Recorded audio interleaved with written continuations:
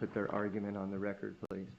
Yes, Your Honor. In reference to State's Exhibit 128, that is a law enforcement bump.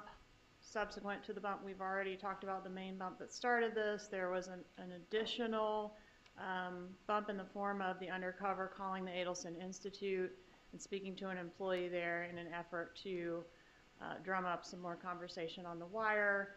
This bump will be discussed by the parties in the calls that have already been admitted by the court. Calls U and V after the bump reference the bump, so I think it's relevant to show what they're talking about. And then do you want me to move on to 134, Your Honor? Well, why isn't it for the truth of the matter asserted in by its content? So the undercover is basically saying,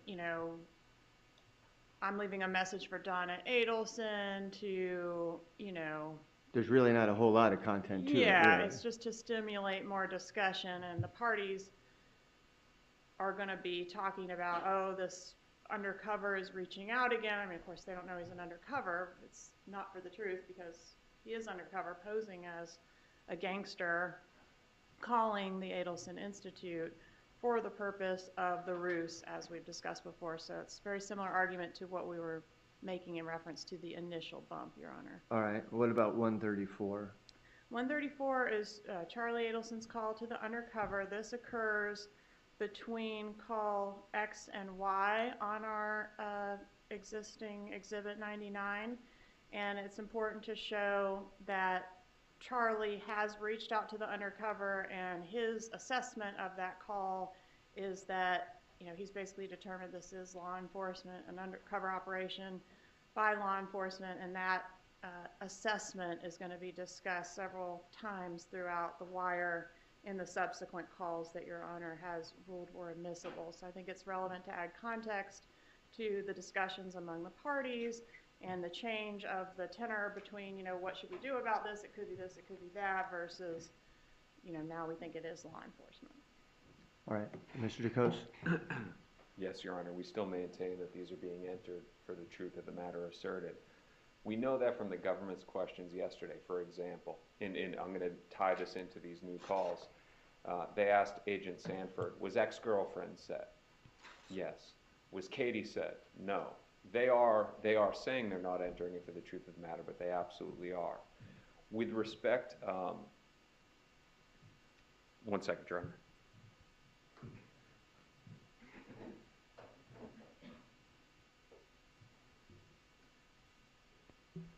Your Honor, with respect to the calls of the undercover, if they're just trying to establish if there was communication, it led to more communication, that they don't need the content of the communications themselves. And then one final note, and I hope this doesn't come off as repetitive, the fact that law enforcement was doing a ruse does not mean that the statements made by the people involved in the ruse are somehow untruthful and that they can't be offered for the truth of the matter.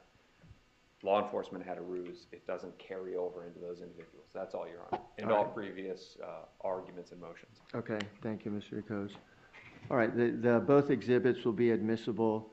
Neither one is for the truth of the matter asserted. Exhibit 128 is presented to show that there's an additional bump. There's really not much context or content to that telephone call at all. Exhibit 134 is not a whole lot of content to that either, but it's to add some context to the other phone calls and also to show that Charlie Adelson did reach out to the undercover agent. Not really what was said, because there's not a whole lot said, but the fact that he reached out, so it's not for the truth of the matter asserted. So both will be admissible.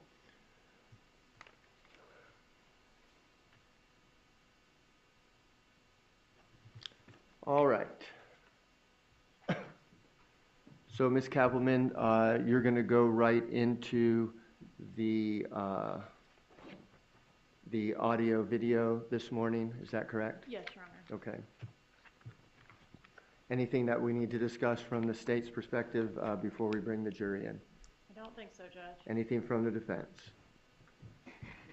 No, Your Honor. All right, thank you. Okay, let's bring the jury in, please.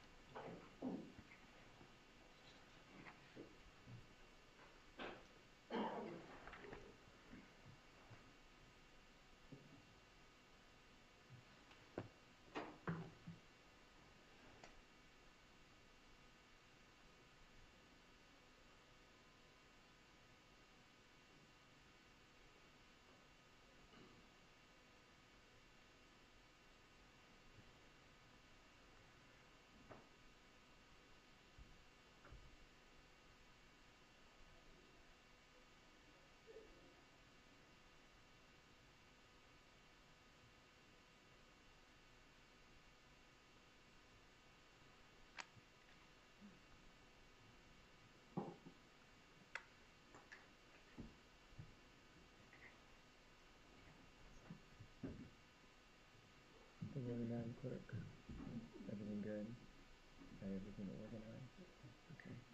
We all good? Okay.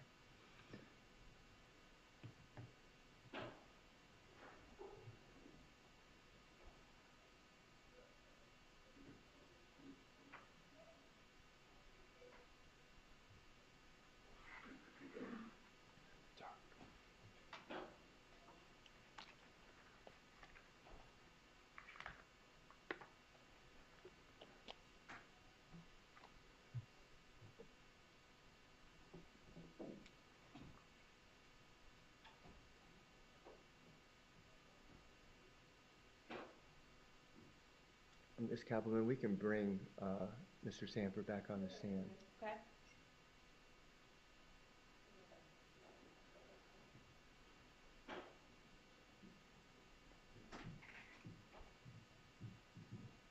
Good morning.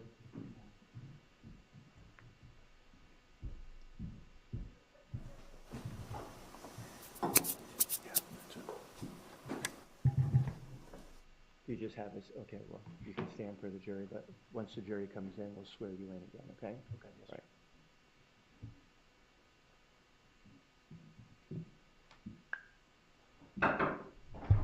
All right, jury entering the courtroom.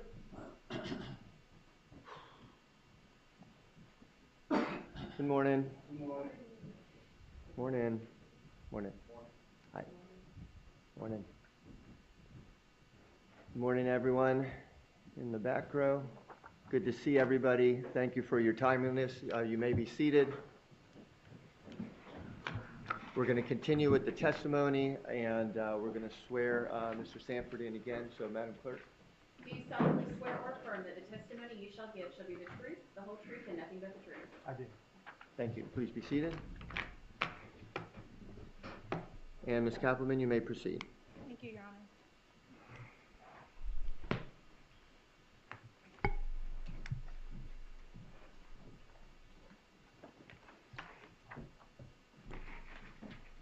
All right, so when we left off yesterday, we had a meeting occurring between Katherine Magbanua and Charlie Adelson.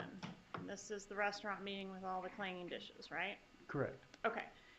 Tell us, I think you were saying that when they first met up, there was some time for them to talk that was not recorded, or no effort was being made. Can you tell us about that? Yes, when he pulled up in the parking lot, she came out of Optimal Realty and went to his vehicle and got into his vehicle and was in his vehicle approximately 10 minutes before they got out and then went into the restaurant. All right, and once they went into the restaurant, is that when the agents went in and positioned themselves, tried to get as close as they could to the two speakers? That's correct. Okay. Judge, at this time, I'd ask to publish State's Exhibit 116. You may publish. All right, and may I ask the court to inquire whether everyone was able to hear on the headphones and work the equipment? All right, everybody good with the headphones? All right, again, we have the volumes there, so sometimes these were made at different time periods, so they might be a little bit different volume, but please just communicate with each other if we need to make any adjustments to those. Okay? And Judge, I think since this one's a little tougher to hear, I'll do the same thing I did yesterday, which is play about a minute, let you guys have a chance to adjust your volume, and then we'll start it again. All right, so we'll do that. If anybody has an issue, just please raise your hand and we'll make sure that we take care of it, okay? And Judge, do we take care of the issue with the chair as well? We're still working on that, unfortunately, but we will take care of it by lunchtime. They've assured me that, okay? All right, I apologize for that. All right. Okay, Madam Court Reporter, you have those, and our volume is right here in case you need to adjust that. Your Honor, may I inquire, is this being played from the beginning? This is the middle, we're starting with the middle segment, Judge, which is the first place we can actually make out words. All right.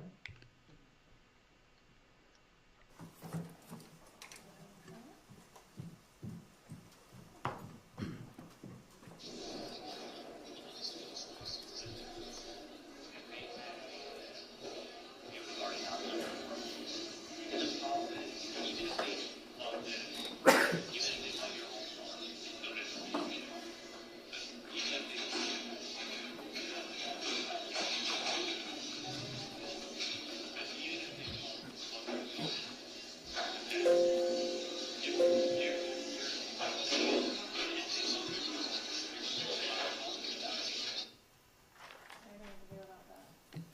Thing being in those? All right, let's just start it over. All right, let's just make sure that the jurors' volume, all right? So I just want to make sure everybody's volume is good, okay? All right, let's let the jurors adjust the volume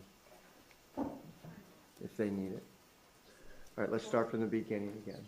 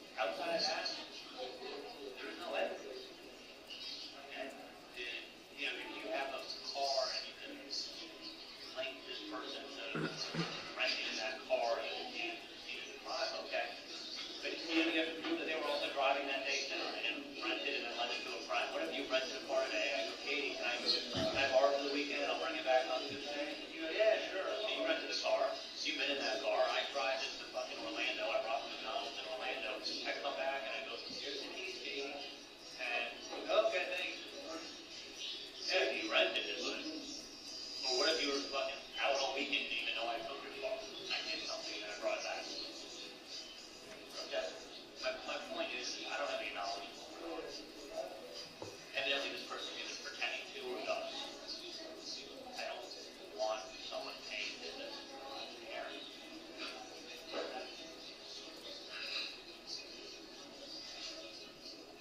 It could. I wish it wasn't. Not playing games. Why is it?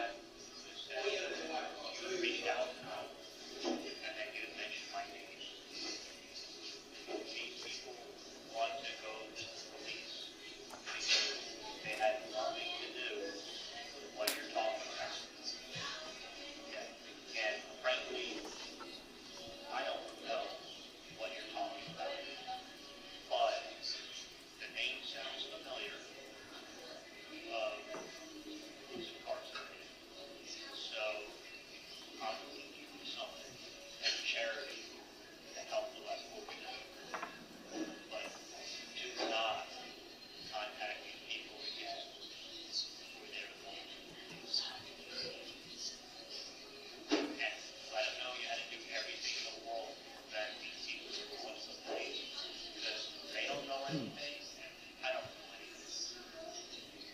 And that it may sound a little familiar, and that I'm going to help you out with some charity. And don't ever contact me, my friends, or my family again. We will. That way, he gets money. He also knows that you know everything.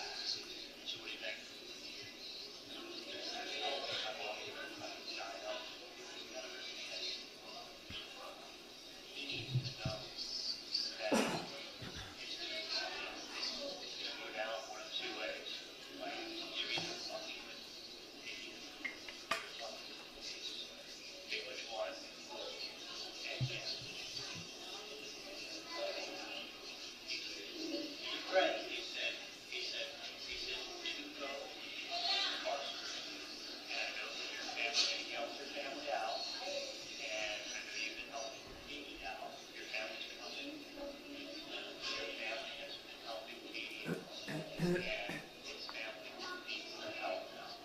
I was like, I don't know what you're talking about. Maybe just don't help explain it to you. Call me. He did not go through that trouble. Findings. And putting that thing together and leaving us now. And I'm just gonna go away.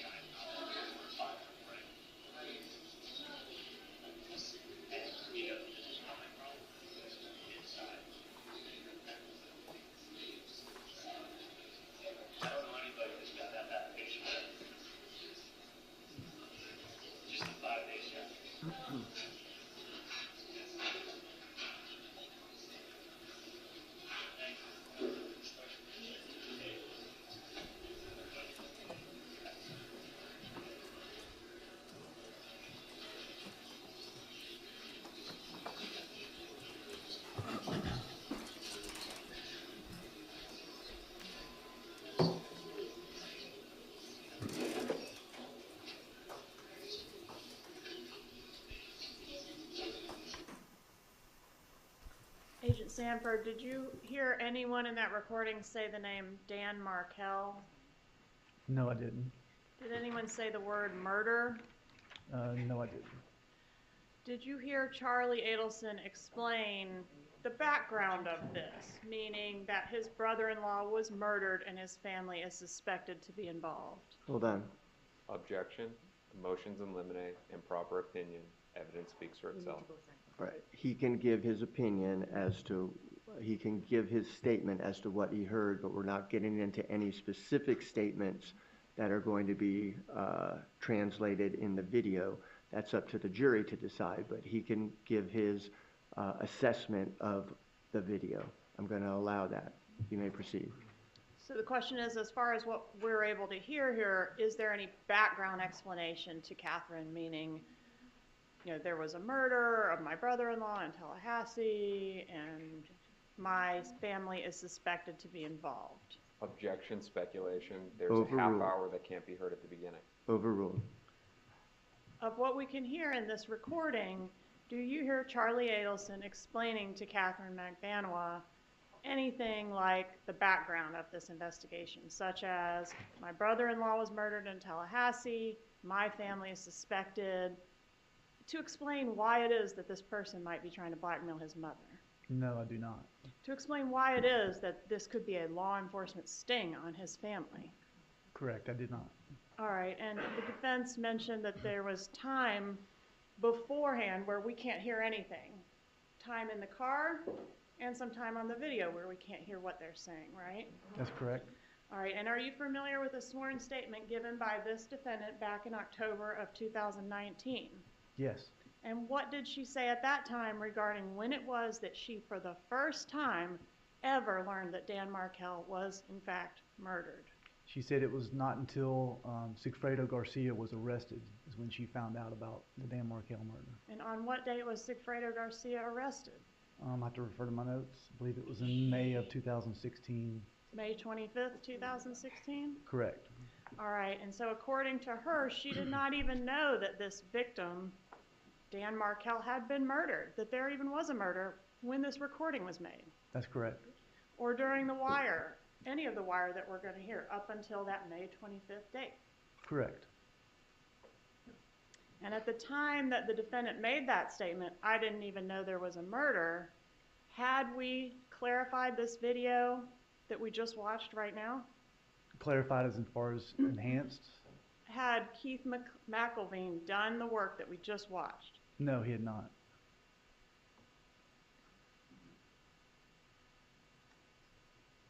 And they are referencing the murder itself on this recording, aren't they? Objection, leading. Overruled. Are you aware of any other incident that Charlie Adelson could be referencing that was on the BBC, Good Morning America, and the New York Times, other than the murder of Daniel Markel? Objection, improper questions, and gross speculation, and argumentative. Overruled. Are you aware of any other incident that Charlie Adelson could be referencing on this video that was on the BBC, Good Morning America, and the New York Times? No, I'm not. All right, Judge, at this time, I would like to move on to our call F. Agent Sanford, can you tell us who are the parties on call F? This is a call from Charlie Adelson to Donna Adelson. And how close in time is this call to the meeting with Katherine Magbanua that we just watched? It's afterward. Sorry, go ahead. Sorry, it's afterward. I'd have to refer to my notes to Okay, the please exact refer to your times. notes if you can use them to refresh you on how close in time this call that we're about to hear is to the Dulce meeting we just watched. The Dulce meeting was around 3:45 on the 20th, and it was about an hour long. This call that we're going to listen to is about 4:56 p.m. 4:56 p.m. Correct. So within 10 or 15 minutes of Charlie Adelson departing from the meeting we just watched? That's correct. All right, and he's calling Donna Adelson. Correct. All right, let's publish call F at this time, please. Headphones, everyone.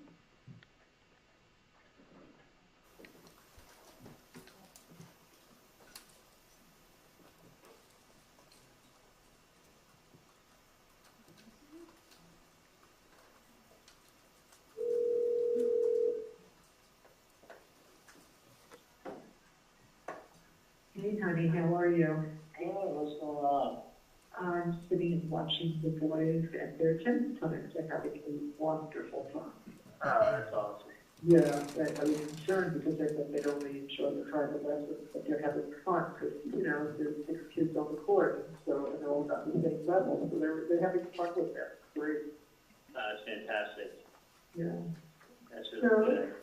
how's your day going? It's good. It's good. I'm just leaving espresso coffee with a friend. And it was good. I'm actually gonna maybe. It was good.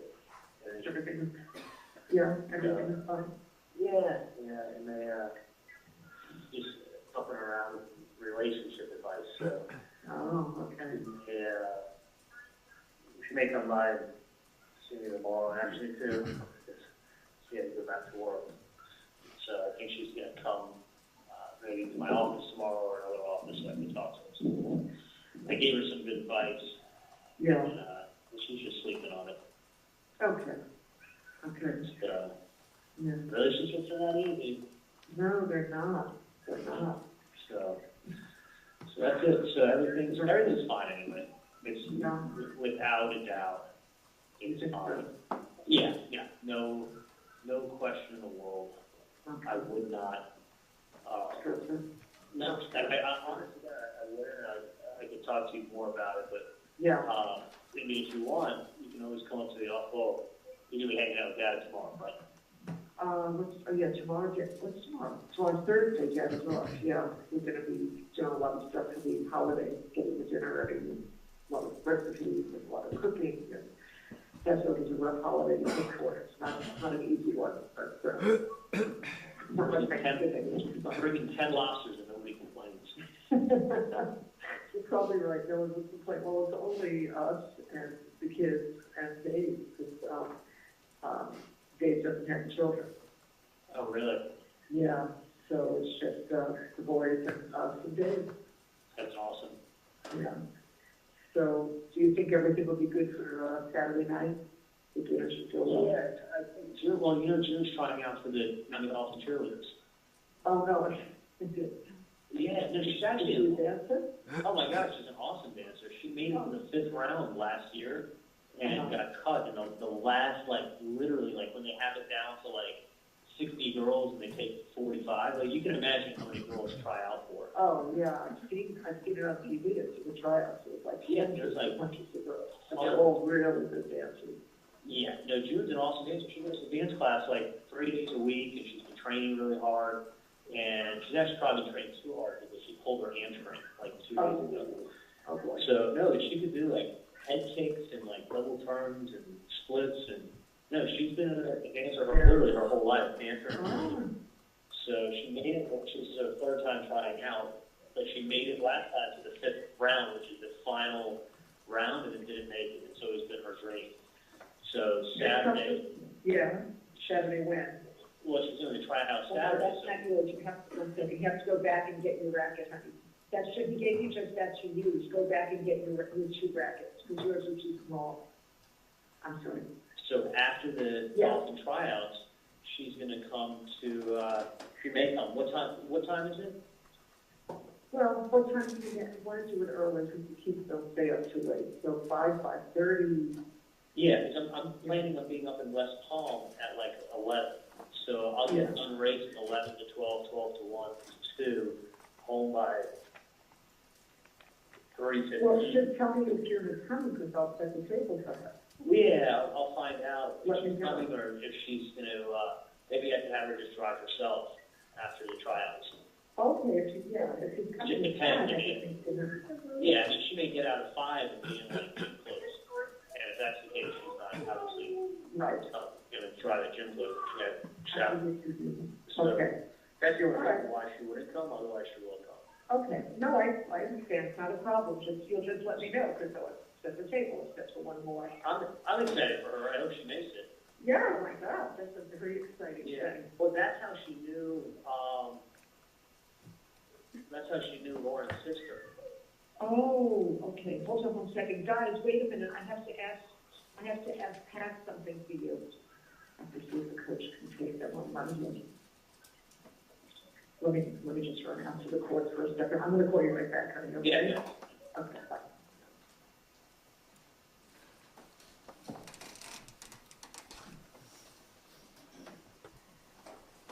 All right, so that call concluded with Donna indicating she's gonna call Charlie right back. Does she call him back?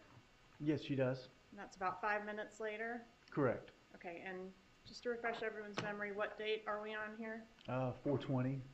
Okay, so this is the day after the bump, is that correct? Correct. Okay. All right, if we could have call G, please?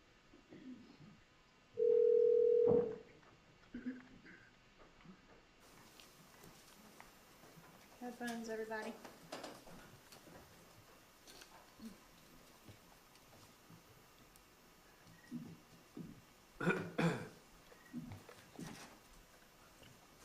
Yeah. Hi, I'm sorry about that. I had to schedule it for Monday. Yeah, So, everything's good. I just, so I hung out with my friend, and then she's gonna sleep on some stuff, and then she's gonna come, tomorrow to either my office or Thanos's office and tell me how it How works. that'll- Yeah, how she Yeah. does that. So, still, so I'll talk to her tomorrow. I wish her the best of luck. yeah. Anyway. So, you think she'll be okay? Everything will Yeah, be yeah, good for yeah. her? I told her, I mean, like I was explaining to you, with relationships, either go one or two ways. Like, it's, Right. so it's gonna be one or two ways. Yeah. But that's, How you want it. yeah, If you can, so that's fine, you can. All right, Charlie, I love you. what are they, yeah, you're welcome. So I'm, yeah, hope and dad has a good day at the office, Oh, yeah, yeah. because, I like him to have a good night's sleep. So, Yeah. he works on a long day, so I'm sleeping upstairs. But I totally would not worry about it. Wait a second, listen, honey, just the girl is on that. Come here, honey. Wait till she finishes and then you'll go on. You don't think so? Yeah, no, without a doubt, I wouldn't. Okay, I hope so. There's nothing to worry about. No. No. So you'll be at the office, you'll be at our office all day tomorrow? From 11 to probably about 3, I'm gonna be gone. Oh, really? I'm done for the day? Well, then I get to Thanos's office. Oh, there's Dana, gotcha. Yeah. All right. I hate this area of like Ives Dairy and 95. Very crowded.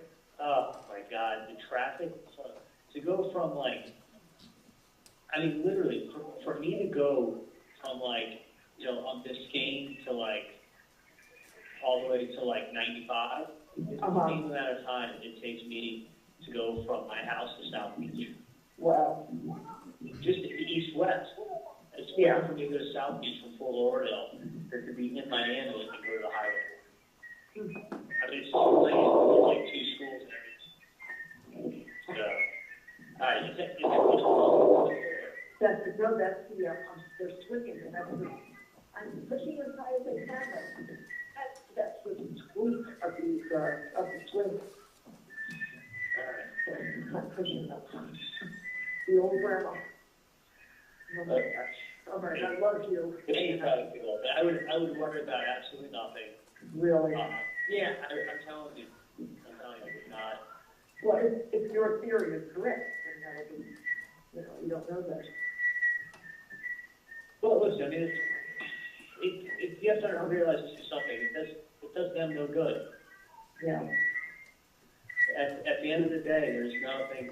They're not going to gain anything. They're still going to be in the same situation. It's not like, listen, it's not like you've ever threatened anybody or hurt anybody. So, No. you know, the thing is that they're not hiding who they are. Right, not at all. Not at all. So, That's why I had that other supposition. What's that? That's why my thoughts were different. Yeah, it's not really hidden who they are.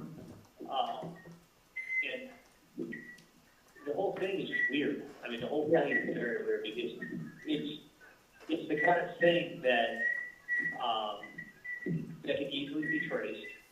They can easily be caught. And they easily will have charges put against them for that. Honestly, extorting people is like up to 10 years in prison. I don't know, why they would make it, just make it so easy to, really stupid. It's not like a secret. Yeah. So, no, I think it's something that can be dealt with very, it's not that bad. Okay. It could be a lot worse. Let me reference it to you like that. Yeah. So. All right, sweetie pie. I will talk to you maybe tomorrow during the day or night. You'll let me know. All right, sounds good. If everything is good for the dinner. Everything's fine. I'll come later, okay? Okay. Bye. Bye. Love you too.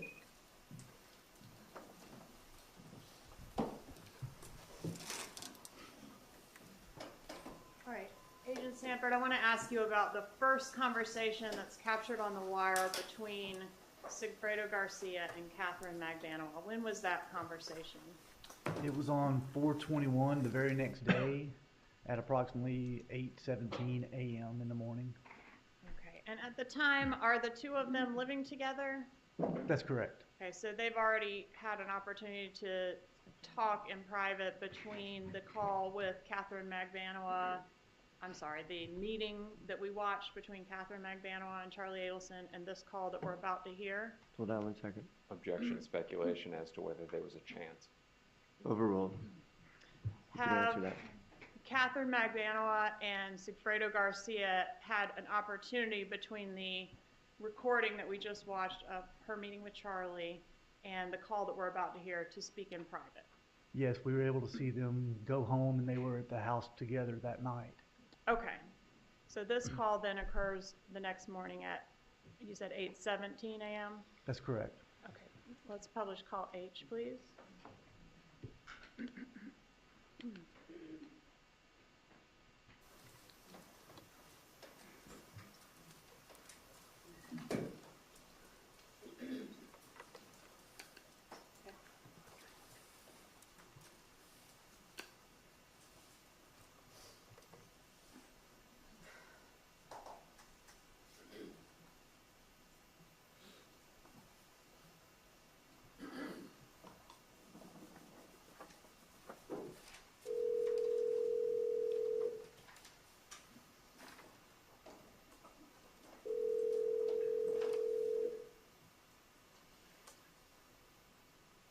Listen, I'm gonna tell you something right now, and I'm gonna make it very clear. I'm gonna make something very clear because you're talking belligerent bullshit.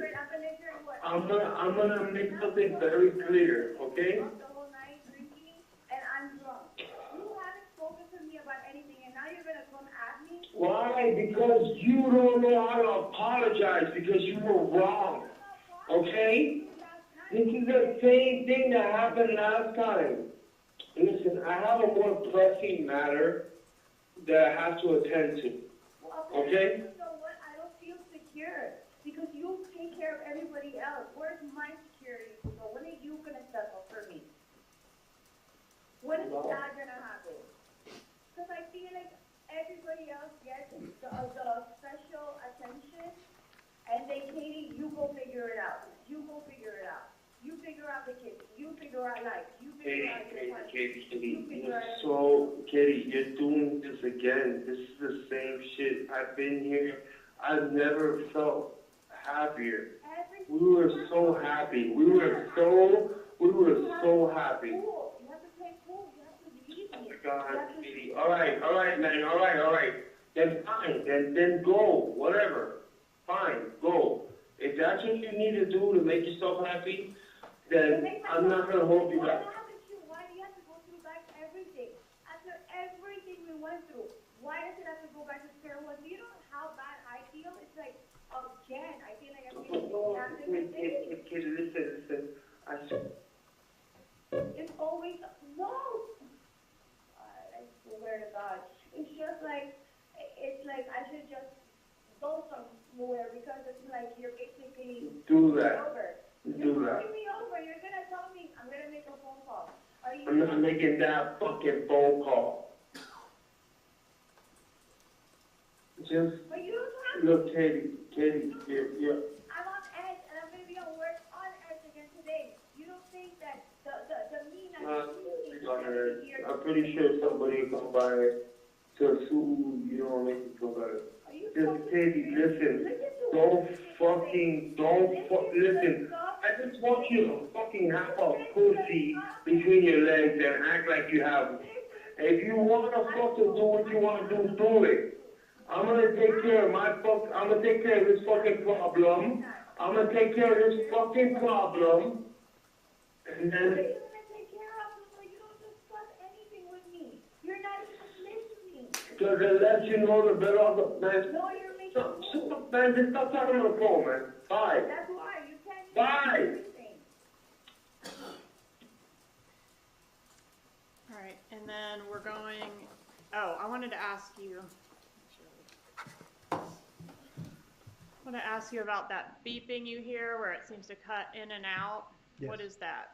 That is the person who's monitoring the conversation. That's them minimizing it, stopping the recording of it and stopping listening to it, and then picking it back up a few minutes later like they're instructed to do. All right, so the requirement is to tap out if it doesn't seem to be relevant to the investigation, and then after a certain period of time, you can pop back in and see if the tone has changed. That's correct. All right, was there another call between these same two parties shortly after the one we just heard? Yes, there was. And when was that? It was at 8:36, approximately 10, 15 minutes later. All right, published call I, please. Headphones, everybody.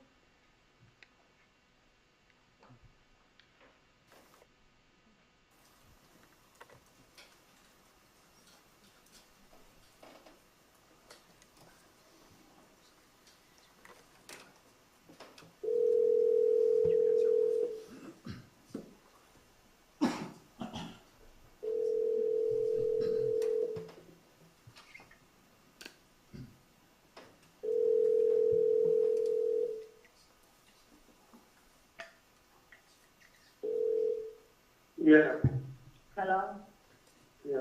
I don't remember if it was, I think just in case, I think like you have to pay for it and so like the balance is $65.70. I have to pay for it? Like I think, you remember that I wrote it down, the amount that you're supposed to put, You can't pay for but it? I'm not sure if it's $60.57 or $65.70. I'm trying to get a secured credit card. Is there any way you could pay for it?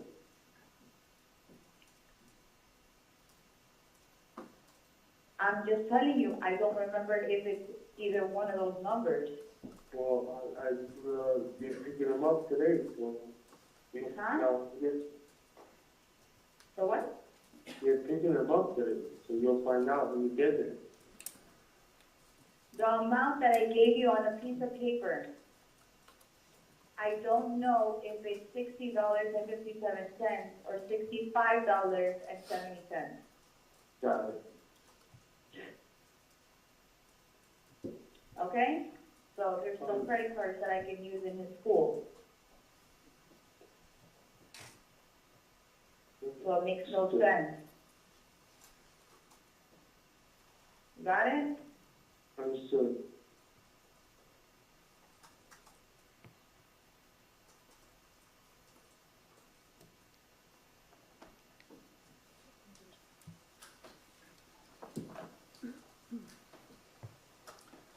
All right, so the digits that the defendant is relaying to Sigfredo Garcia, it's either $65.70 or $60.57, et cetera, Are those digits significant to your investigation? Yes, they are, Why is that? because that's the last 4 digits of the undercover's phone number that was put on the piece of paper flyer handed to Donna was 6570. All right. What's the next call that we have? Call J. It's on the same day at approximately 9:31 a.m. And who's this? Who are the parties on this one? It's Charlie Adelson calling Katherine Magbanua. All right, if we could publish J, please.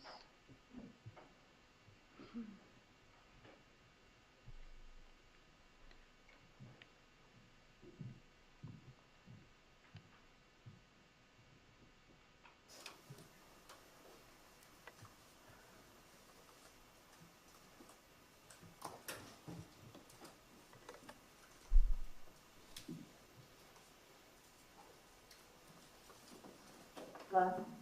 Hey, what's up? Okay. Good morning. Fine. I found a tree. What's that? You did? I found a tree, a little bonsai tree. I want one. Do you want to come by the office? Like legit a real one though. I've But got good luck. a prune. I'll work on it. I'm gonna go to my office. Or whatever, me and Ginger's office. I have to pay rent. Yeah, I'm picking up a corner. A corner. Yeah.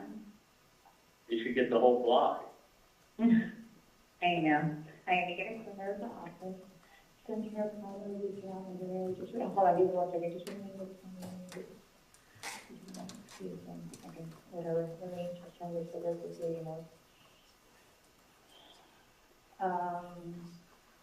So see if you want to come by, I can give it to you.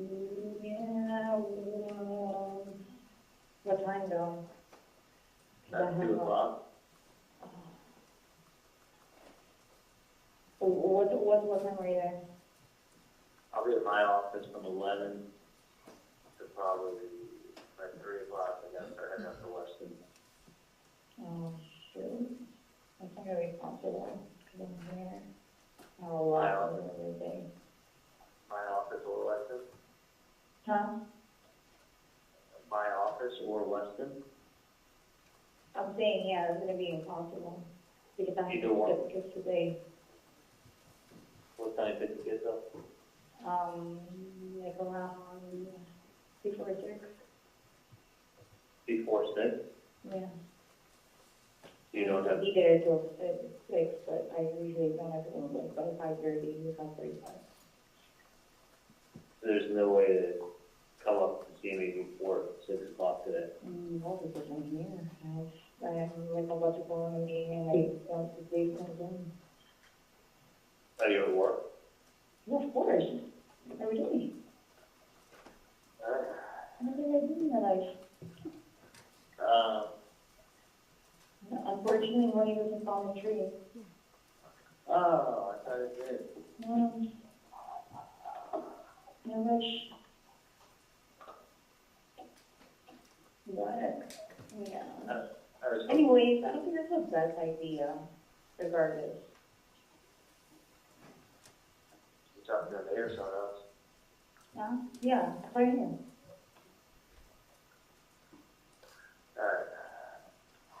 I really don't. Like, going over some stuff and I gotta have it. You still haven't heard from these people, right? What's that? You still haven't heard from these people? Well, they came by on Monday. No, I haven't heard from the morning. No, I'll put another call into them. No, don't worry, right? I No. They're not even No. responding to you. Please do. It's weird. Yeah, really fucking weird. The other choice is, I would say put a start in anyway. I mean, it's got the pool, it's got the food, it's got music, it's lively or anyway. So call them up, find out what it is, and I got you. No, it's not done. I already mind. It's fine, I totally forgot about it. I not forgot, I did call them yesterday. I'll put another call today, tell them what's going to touch base before. No, but I was telling you before, I don't think that's a great idea regardless, it would be a good investment. Oh, I see what you're saying. Yeah. Given Because like that, I was looking into some properties and then I was asking, oh, do you think that would be a good investment? And he said, no, that's like really stupid, it's not like a big thing for the money. all right, now I got what you're saying.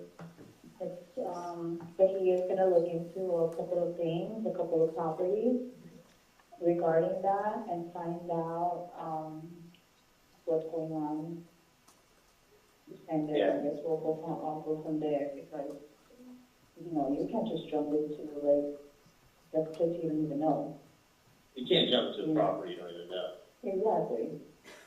Like, Like, either the you property. analyze it, you know, how is the security gonna be, and, you know, is it gonna be first class in security, or just there's a lot more into it, so. I'm trying to do the research for that.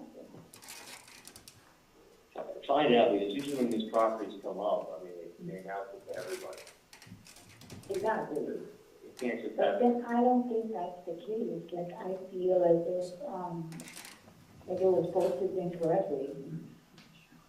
And it's just like, I mean, you know, some people buy it and some don't. Yeah.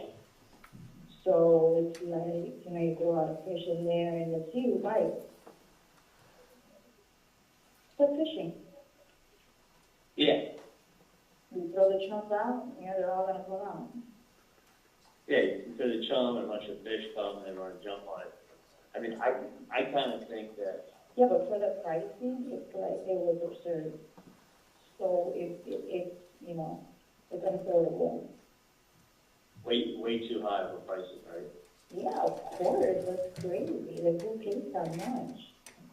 Yeah. And if they really wanted to get something, like, they would afford it, be able to afford it, you know?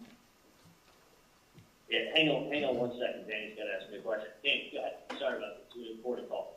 What's up? Guys, you want to change it? Right, and I gave you 150 on top of it. Well, yeah, I left the check. Yeah, no, I left the check up here. Hold on 1 second. Mm-hmm.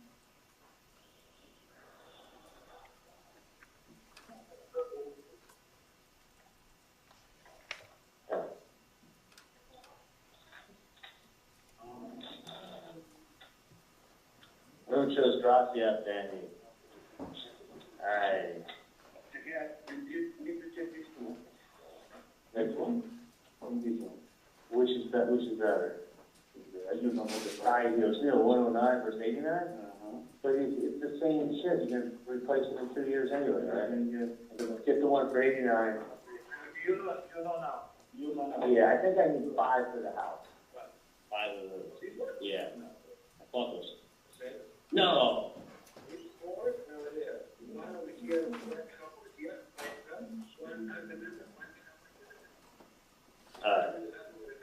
Alright.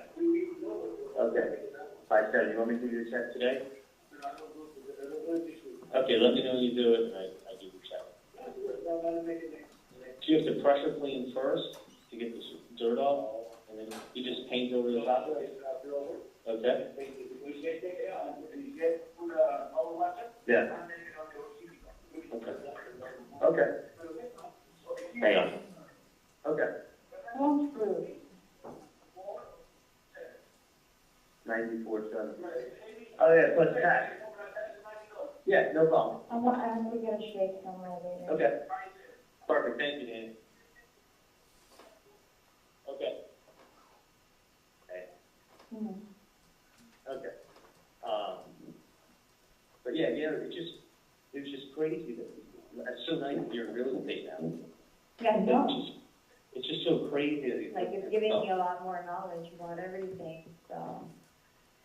No, real estate's a great great profession. I mean, honestly, it's one of those things, the sky's the limit.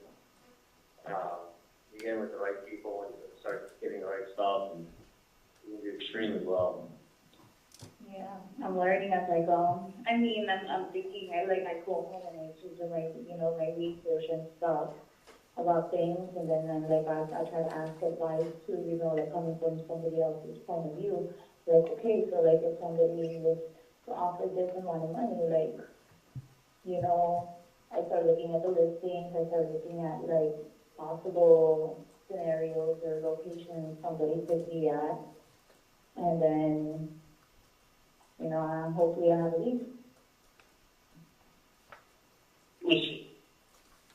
Was someone shocked that that listing came up? Of course, especially for that amount. Well, it's that amount and that location. And it's like it's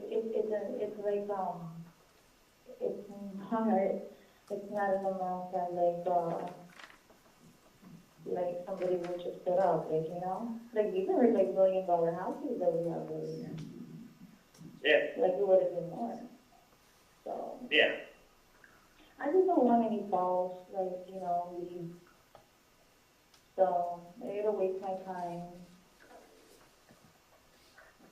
But you don't think alarm bells went off everywhere?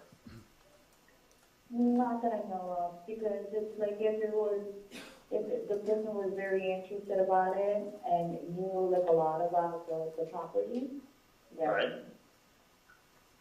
it would have been a totally different story. It would have been a done deal and like things would have been signed and it would have been over with. But Yeah. it seems to be. There's one or two scenarios which I'm trying to figure out right now. Since I'm still new, I'm still trying to figure out how to That's do what it. the thing is that property came with a full listing. Like, it came with. Yeah, with all the information, or you get all the you get all of that stuff in MLS, you get all the information and the demographics of everything. So. But then again, you can have a listing everywhere. Everything's accessible. Yeah, I mean, but it's just, what's crazy is like, I mean, it came with everything but pictures. That's kind of stupid. You send out Yeah. pictures for everything. Yeah, no, it was post pictures. Yeah. But anyway, So let me find out first, regarding the property, and then we'll go from there. to be very honest with you, I'm not very interested in buying a property. I think you buy a property like that, it becomes, this is the thing, if you buy a property like that duplex that you're talking about, it just becomes a headache for life. Because Yeah, but then it's doesn't like, stop. but you don't want to get stuck either in a situation where it's like, it's a false advertisement. Oh, yeah. And then, It could be one of two things. This is what happens when stuff doesn't hit the MLS first.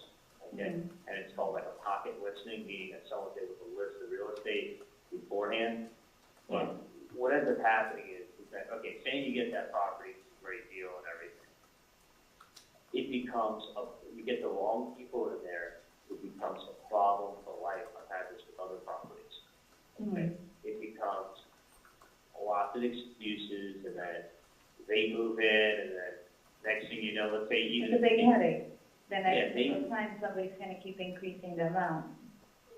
Exactly, and then what happens is they tell you, I want to pay this for the rental property, or I want to pay that for the rental property, and you're Yeah, like, but how that's not the case, that's the problem. If that's not the case for the client, then, that's what I'm saying, there's always false leads. You get people that like, they'll call and then, oh yeah, well, no, okay, I don't really need it. And it's like you can always level it for nothing. well, I think it's without a question, it's one of two things. Either a false lead, someone just wasting your fucking time, or you get the wrong tenant in there with your rental property, and it goes ahead and it becomes, let's say even they move out, let's say they take a little vacation, Next thing you know, and you don't know, if you're not at the property all the time. Of course. And their little cousin, while they're on vacation, is like, Moves in and- it moves in, it's like, hey, guess who I am? You can da-da-da-da-da, and then next thing you know, his friend shows up and says, hey, guess who I am? I need this, and then they're constantly breaking things, and they're constantly knocking at your door to fix things, and it becomes they will never, ever, it'll be like a leech that never leaves you. Well, hopefully that's not the case. That's why I need to get everything clarified first. That's why I do all the background checks and everything, make sure like a person really does want it before I even go forth of, trying to look for property for them. Or else I'm going around and around for nothing. I mean, that's why these things also are done with contracts. And you gotta have a contract attorney look over them, and then you buy them, and then after the property's bought. Mm-hmm. There is no like, oh, by the way, I know I agreed to pay you X, but I'm gonna come to the closing and I'll give you half. No, if you say you're gonna do something, you fucking do it. Yeah. If you say you're gonna pay rent, you pay rent. If you say, I'm gonna buy this building for $50,000 or whatever, or $1 million, or let's say you're gonna buy a building for $10 million. Okay, if you're buying a building for $10 million, you don't show up at closing and go, hey, I decided I'm gonna give you $1 million. Yeah. And that's it. Like, it's just, you just get in the, I mean, don't it want took to me a feel. couple of phone calls like last night to find out if this was a good deal, and I'll find out more. Because like I said, I don't want anybody to take advantage of me, especially I'm new over here. So. Well, you gotta look at the popular trends. It's good that you're in real estate, but just be careful. Because I'm telling you, if you buy the wrong rental property, like the one that I had in Miramar, these people are such a fucking pain in the ass. They got nothing but excuses. They fuck you over every chance they get. By the way, did I tell you I've had to kick everybody out of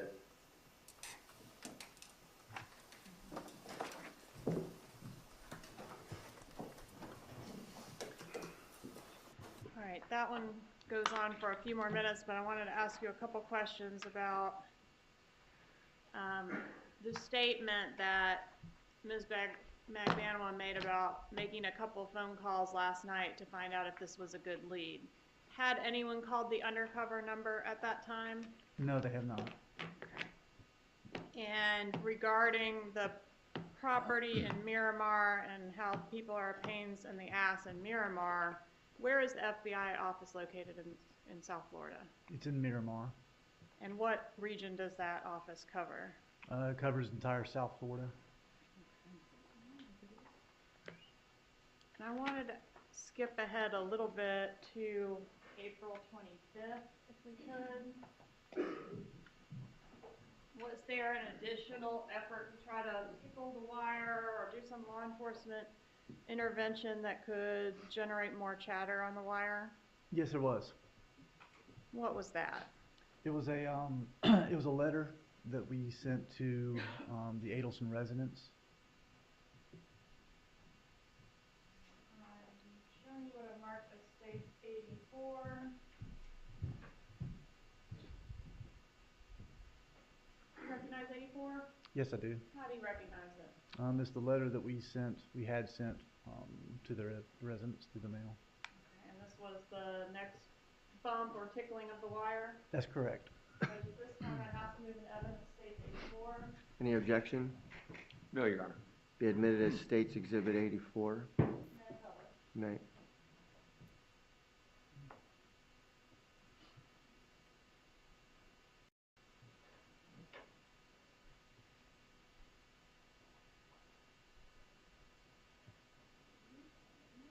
Slide it down a little bit. It's a reflection from the overhead lights.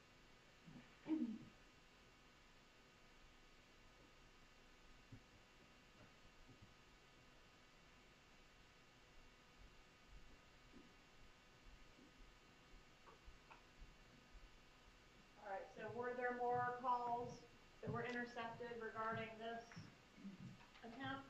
Yes, there were.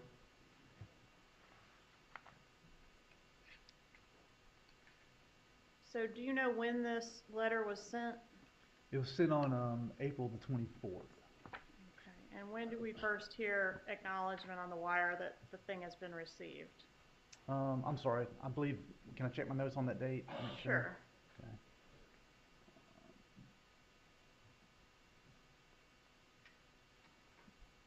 I'm sorry. The letter was sent on April 23rd. Okay. And when do we hear information on the wire to suggest it's been received? On April 25th.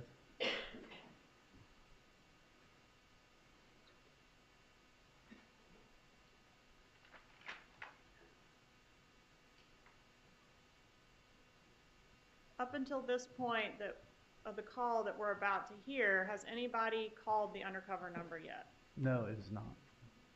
Has anyone called to report anything that's happened so far to the police? No. All right, if we could publish call L, please.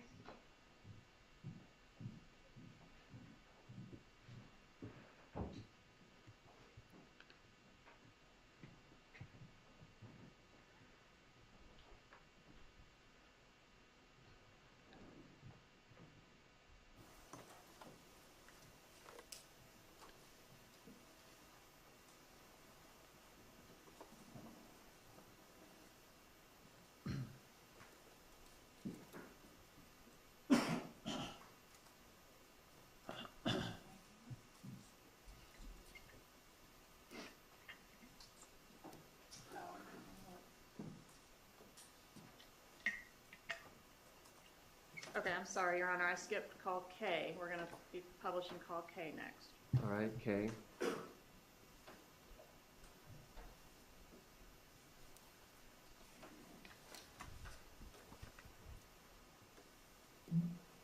Yeah. Hey, you on your way?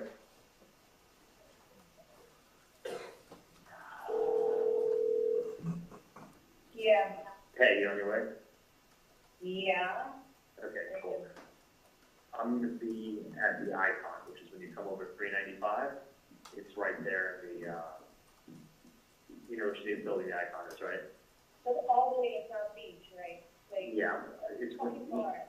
when you come over, Like, it's a lot of traffic down there. You can go a little bit more north and just go anywhere. I will, I'm standing outside, I was talking to my parents about everything. Huh? I was just talking to my parents about my day. I was standing up. No, I was talking to my parents about my day. Oh, okay. So Well, that's, it's like I had just like jet out of my yeah, house, like, I know. like, Where, like worried about me every single 2 seconds. of course, but I'd rather, where are you now? I'm on 15. Alright, just do me this one favor, just come down here. Okay, is everything okay? Yeah, I just want you to come down here so I can see you. You're already in the car. It's on the Icon is on the corner of 5th and Alton. It's that big building as soon as you're on Alton and you cross over 5th on your right-hand side. Okay, we shouldn't be anywhere else besides that?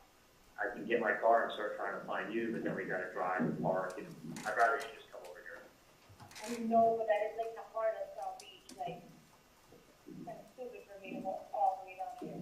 You're like, okay, I'll get my car in 5 minutes, I'll start heading this way, and I'll get my car, and then I'll meet you somewhere in like 15 minutes.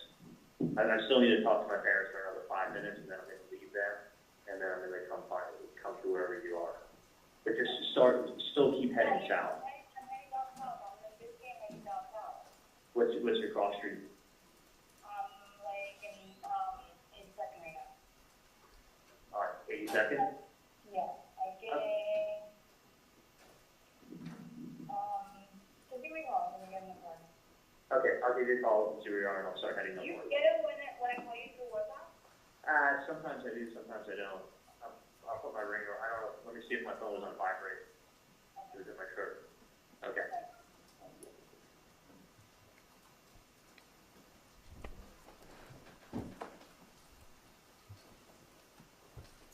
Right, so from this call, it appears there's a meeting planned. Was there a meeting? Yes, there was. Where was the meeting? It was It was actually at a restaurant back behind. It started out with Charlie meeting at his parents at the Icon. Tell us about that. Was that surveilled at all? That initial meeting At the Icon. at the Icon, Is that the building where his parents lived, Donna and Harvey? That's where Okay. yes. No, it was not surveilled at that point. All right, and can you kind of explain to us what the issues are with surveilling some of these meetings if they don't give you much notice? Yeah, if we don't get much notice, Miami's a big place. Like she said on the phone, it's a long way from where she lives to where, to get down to South Beach, and traffic and everything sometimes can take like an hour. For us to be able to get to a location that we don't know they're at until they're almost there, is very difficult for us. Plus in the Icon, they had security and it was a secure building, so it's hard to get inside. All right, so no recordings from the Icon. Correct. And what about this meeting between the defendant and Charlie Adelson that they're working on in the call we just heard? Any surveillance there? No.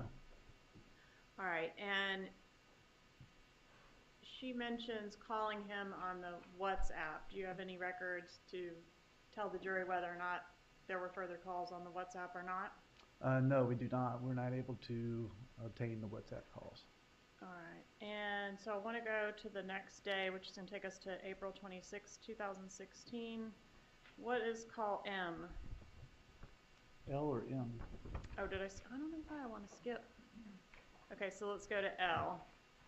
L occurs after the meeting between the defendant and Charlie, is that correct? Or is it before? I thought we just heard L. This is before. Did we hear L? That was K. Okay, so we do have one more call that occurs prior to that meeting? That's correct. This is where she's trying to find where he is. Okay, I'm sorry. Let's go ahead and hear L then. Actually, let's skip L. L, they're trying to meet up. That's correct. Okay. They do meet up. We don't surveil it. Correct. We couldn't get to them. Okay. So then we can go to the next day, which is going to be call M. What are we hearing in call M? We're hearing a call from Sigfredo Garcia to Katherine Magbanua. All right, and this is going to be April 26th. Correct. At what time? This is the following day, April 26th at 9:48 a.m. All right, let's publish call M, please.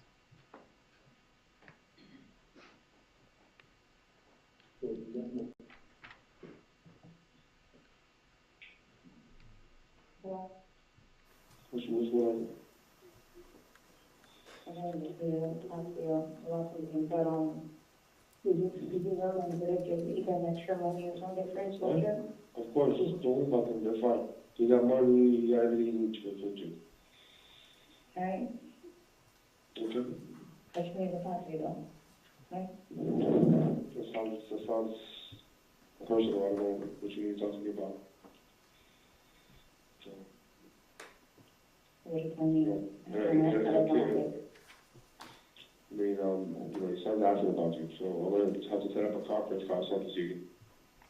For what? Your son Well, wants to yeah, hire himself obviously, to I see. have to call. Okay, you can talk to him. I will talk. Don't call me back. So if anything, I'll drop him off to your mom or something like that. What are you talking about? No, don't involve my mom in anything. You call my mom? You call my mom and check on me on that shit. My mom said that, we call her, she's... All right, did that call get minimized at that point?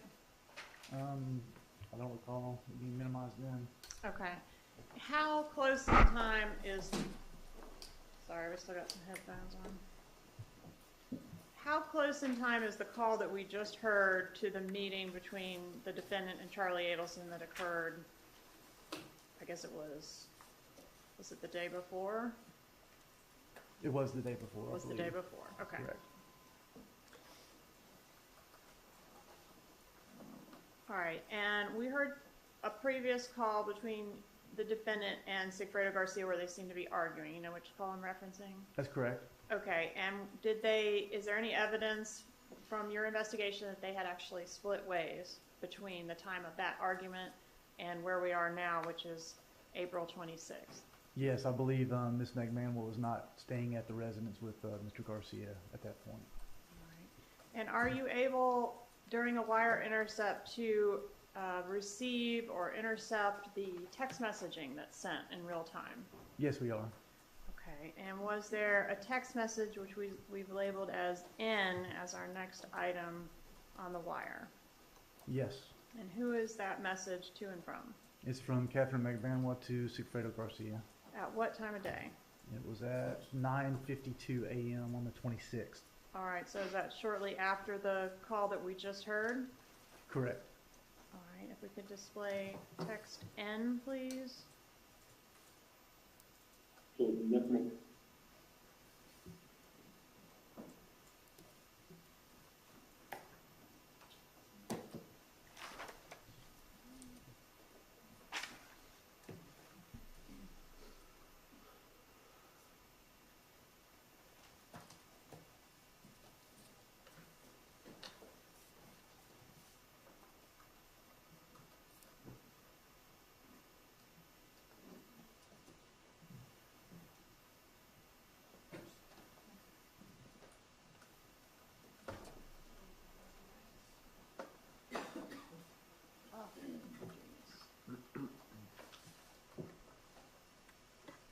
All right, so this is Katherine Magbanua to Sigfredo Garcia, is that right? I believe this is the next text. This is O. All right, so go back to N real quick and do the Yes. enlarging, if you will. Just worried people can't read it.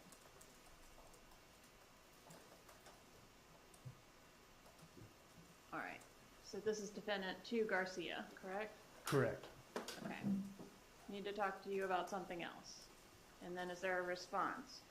Yes, there is. And what time does the response occur? Approximately 6 minutes later, 5 or 6 minutes later. All right, let's go to text O.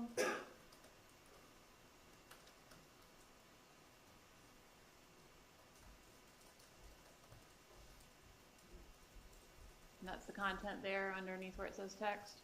Correct. All right, and this is Garcia's response to Magbanua? Correct. Okay. And then the next item we have is call P. Who are the parties in that call? This is from Katherine Magbanua to Charlie Adelson. All right. How close in time, like where are we in time now? It's the same day as those texts. This is the day after the meeting at the Icon and Monty's. It's 4:33 p.m. Okay, I don't think you said Monty's before. That's where the defendant and Charlie met when we heard that call where he was going to get in the car and go to wherever she was? That's correct. Okay. All right, so this call that we're about to hear is what time of day? It's at 4:33 p.m. afternoon. All right. May we publish call P, please?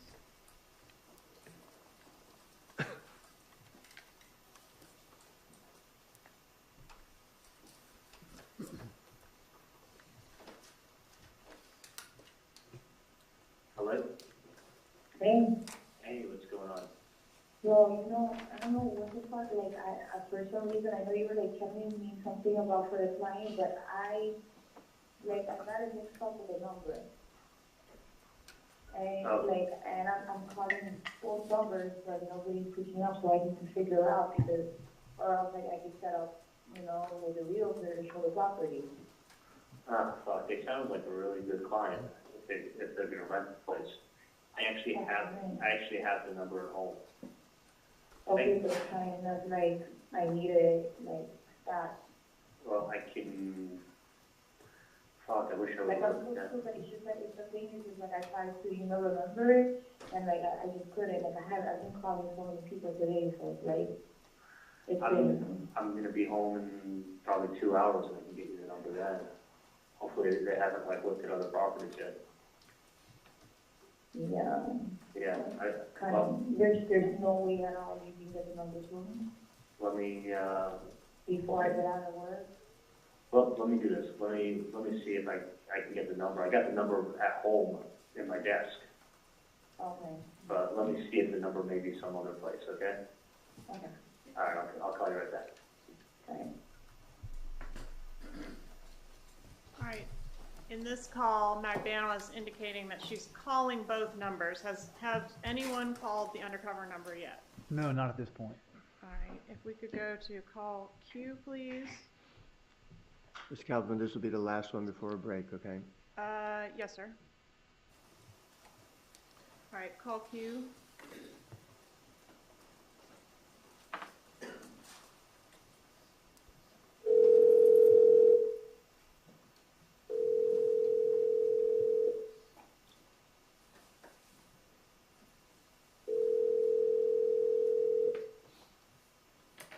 Hey, Charlie. Hey, can you hear me? Yeah, I can hear you fine. Okay. Do you remember the number that was written on that paper the other day? Because I have it at home. I don't. Okay. Because someone just called me asking for it because they thought they remembered it, but evidently they remembered it wrong. So I'm gonna have to get. Okay, I got the paper at my house, so don't worry about it. But you didn't write the number down anywhere. No, I gave you the paper and that was the end of it. I never thought you maybe gave the number down. I didn't. All right, because they're calling me now for the number, and I have the paperwork at my house. Okay. All right, I'll get it done in a few hours. Okay. Yeah, bye. All right, Judge. Okay, we'll take our morning break now, and so we'll give you about 15 minutes, and Deputy will take you back to the jury room.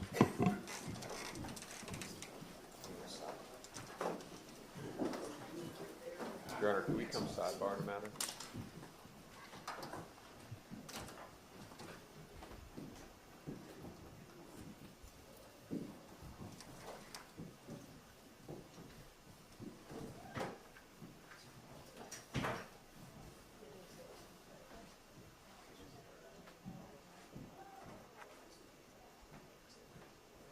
All right, please be seated. Jury's out of the courtroom. The door is closed. Is in regards to a cameraman. If we can go sidebar and discuss it, please.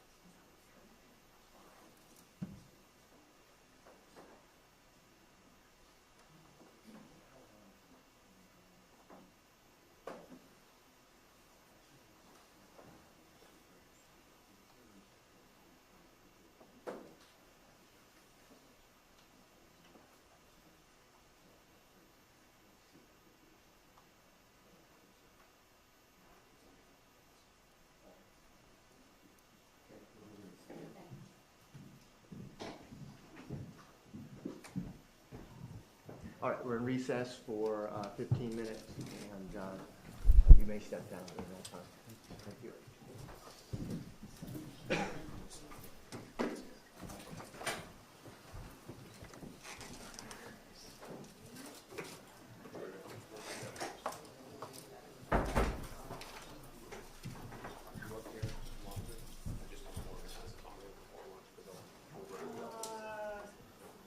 Great question. Let me work on an answer.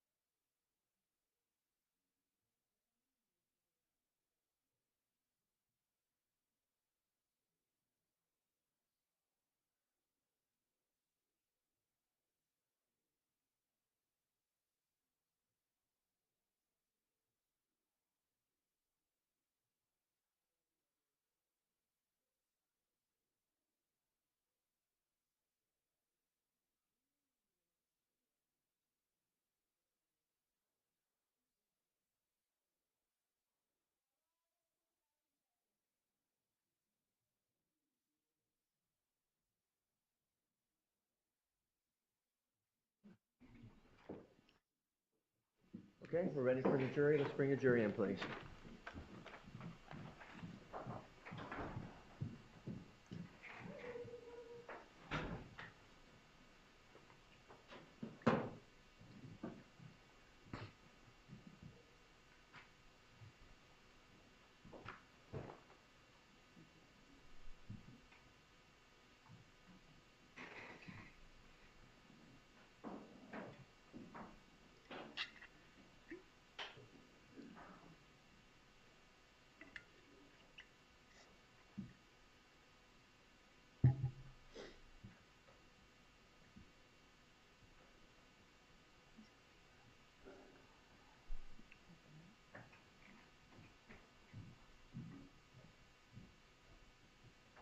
All rise, jury, enter in the courtroom.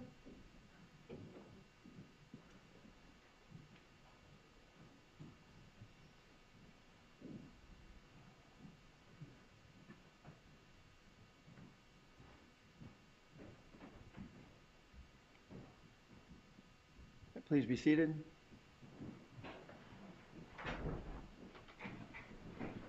We're ready to proceed. Ms. Kaufman? Thank you, Your Honor. Okay, I'm going to take you back to April 26th, and we're having some number confusion. It is PQ, R, and S all in pretty close proximity to each other time-wise, all within the same hour.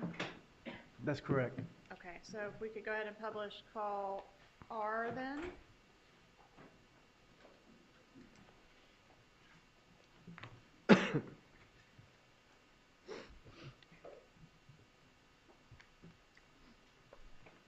Headphones, everybody? Hello? Hey, okay, I just called it. They don't have the number either. It's Apple, and I'm not gonna be able to give it to you until I get home.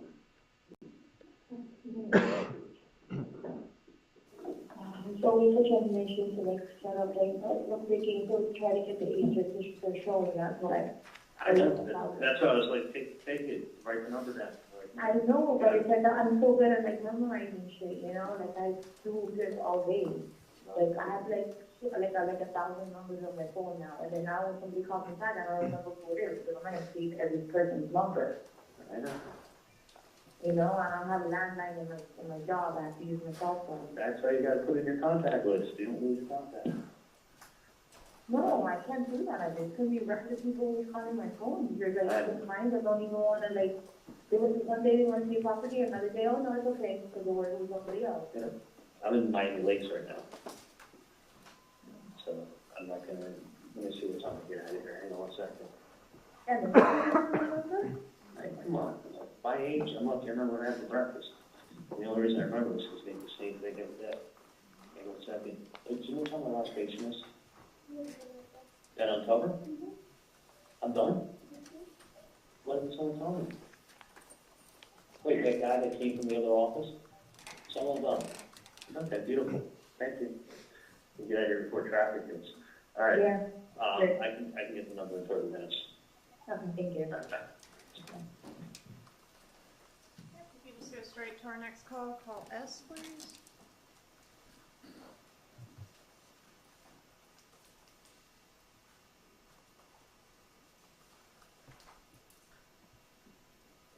Hello? Hey, Hello? how you doing? How you doing, Papa? Hey, I think I remember one of the listings that I had to tell you? One of the properties? yeah. What was, I don't know, just in case they call, you know, because I have to set it up. Yeah, and I tried to read some listings there, each time. Okay, it's, I believe it's 305, Okay, 712, okay. 6570. 6570? Mm-hmm. Because I also, I had like two numbers. I know, you got that dyslexia.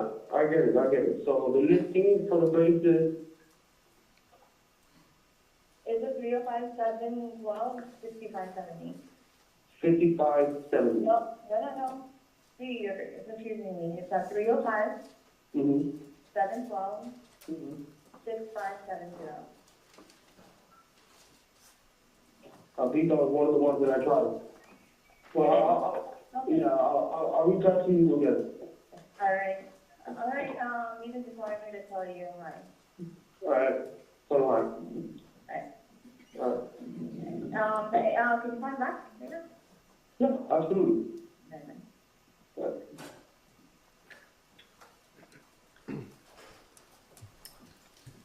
All right, and in this call, is Katherine Magbanua accurately relaying the undercover number to Garcia? Yes. And again, up to this point, has anyone called the undercover number? No, not at this time. All right, now we go to 427. 427, call T. What is call T? This is the following day where Charlie Adelson's calling his mother, Donna Adelson. All right, and that's, we can go ahead and start publishing that call, please.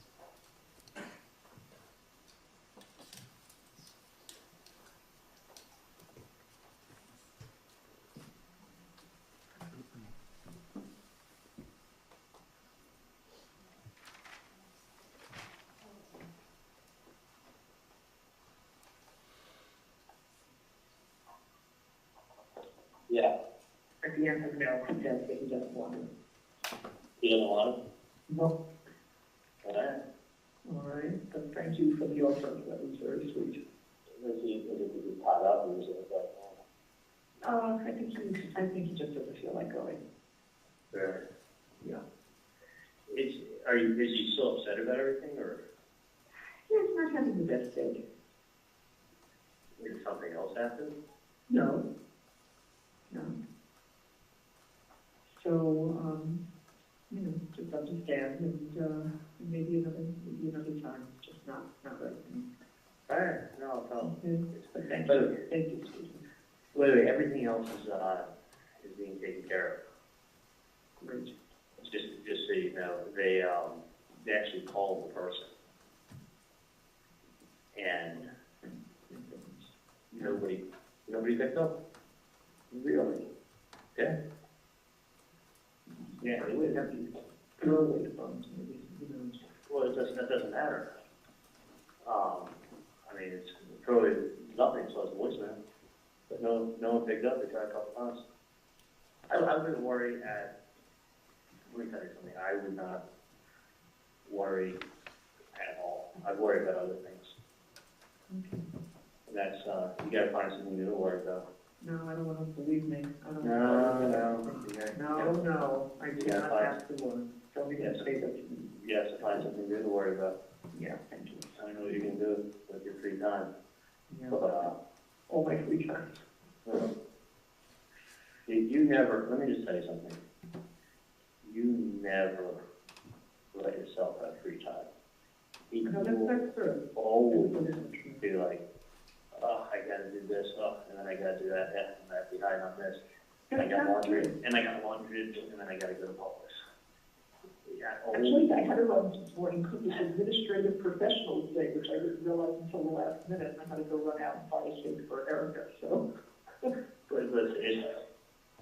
And then I got a big chalazion on my eye last night, and so I'm gonna run to CVS and go get drops and eye medication and stuff. I mean, you always, I mean, I'm telling you. I'm really trying not to, Charlie, just so you know. I'm really trying not to. But I'm just saying, like, I mean, you're like, ask me how many times I went down to the hot tub since you moved there. Like, that's your fault. No one else's. No, because I know that. I mean, I'm just saying, like, you gotta find something else to get this. We want us to enjoy every day. Trust me when I tell you, Mom, it is, you've done nothing wrong. And it's because of that, you have nothing, literally nothing to worry about. Someone's fishing and someone wants to try to make some money because they're struggling. But that will never amount to anything. So someone's trying to throw something, throw a fishing line out there and say, how you doing? Throw a fishing line out there and see if they can catch something.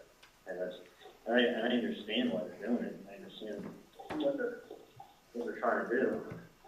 But it doesn't make it right. But they're, the funny thing is, they really don't. They're just fishing is all that's going on. And I wouldn't worry about at all. So I've told you that many times, I'm sure you know.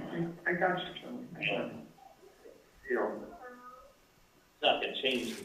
Hey, how are you? Good. You were doing all this third and then back to me. I need to make sure I get this back up, you know, next day. But yeah, I would not. I mean, I know it's easier for you to say than for you to do it, but I would not sit around and like, you know, drive yourself to the one where you get sick because of that. I mean, it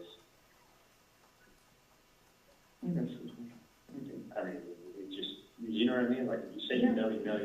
I do. And it's like, I do. I wouldn't, you know, the person I came to was just relaying a message. And then some dumb idiot wants to go ahead and they want to follow up with a letter. Like, and the truth is that the number was called, they didn't pick up. And then she tried calling at 786, thinking maybe they would have gone down wrong, and the 786 not verified, and that one went into a voicemail. But the other one, no. So. Right. There's a few more minutes of that, but I'm going to move on to what occurs after this call. Is there another bump or another tickling of the wire that occurs? Yes, there is. What is that? The UC called the Adelson Institute, asking for Donna Adelson, and left a message. All right. Judge, at this time I'd ask to publish states 128. You may.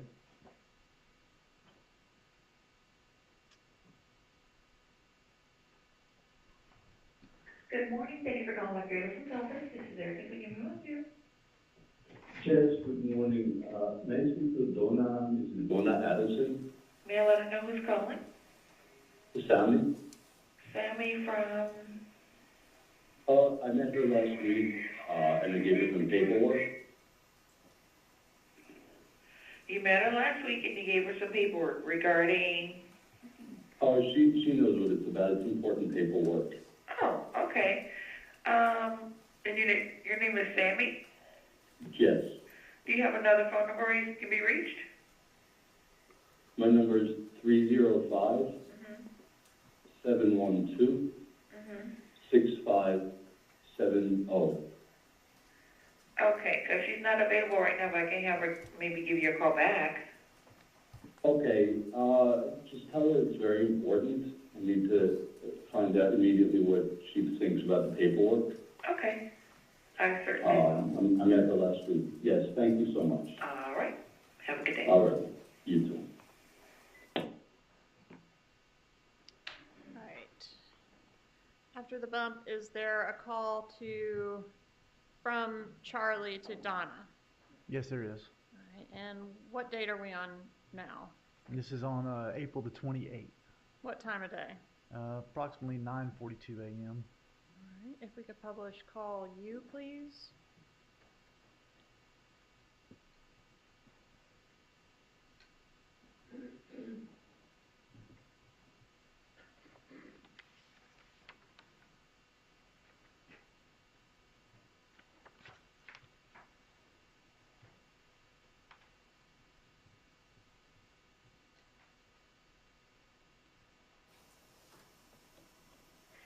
Well, Erica called me this morning.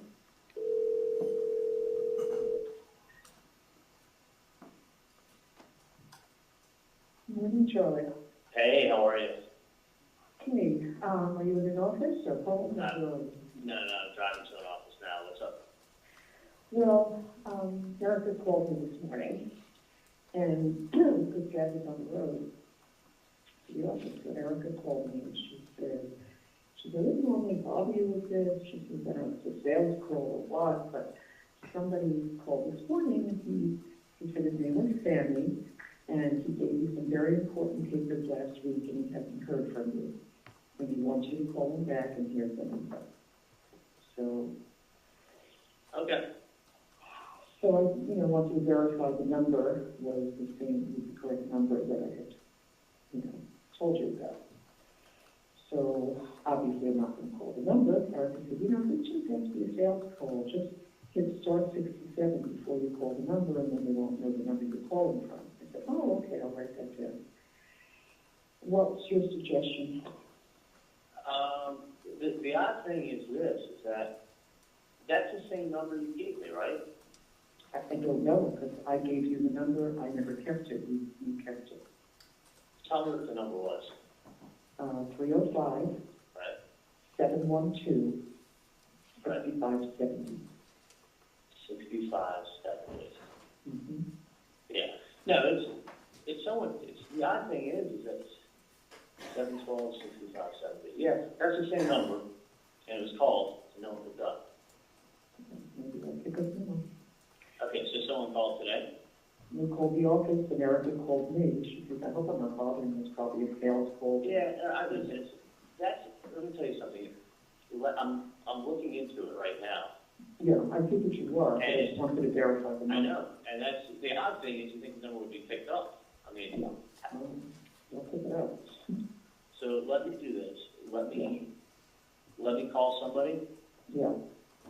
But I wouldn't, Mom, trust me when I tell you, I wouldn't worry at all. Okay. And I'll tell you why, especially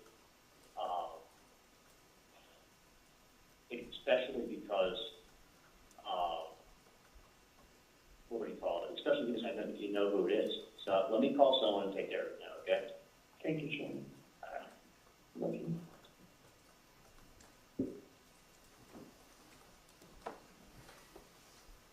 And what does Charlie Adelson do after learning of this information that there's been another tickling of the wire? He tries to call Katherine Magbanua. All right, and was he successful in reaching the defendant? No, not at first. All right, did he leave a voicemail? He did. All right, is that captured in our, what we're calling call V? Yes. All right, could we publish call V, please?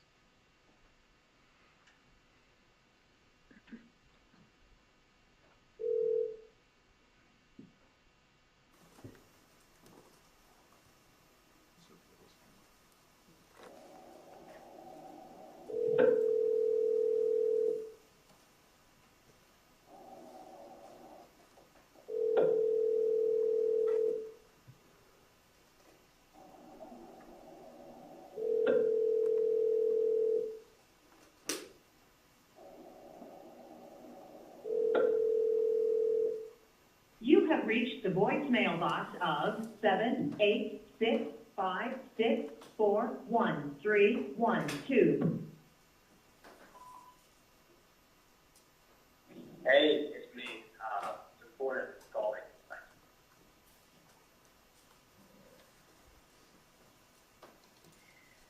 And are there any more attempts by Charlie Adelson to reach the defendant before we actually get another call? Yeah, I believe there's about 4 different attempts by Mr. Adelson. And then we get a call back to Charlie from the defendant? That's correct. And is that call W? It is. All right, tell us the date and time of this call, please. It's on 4/28 at 10:43 a.m. All right, publish call W, please.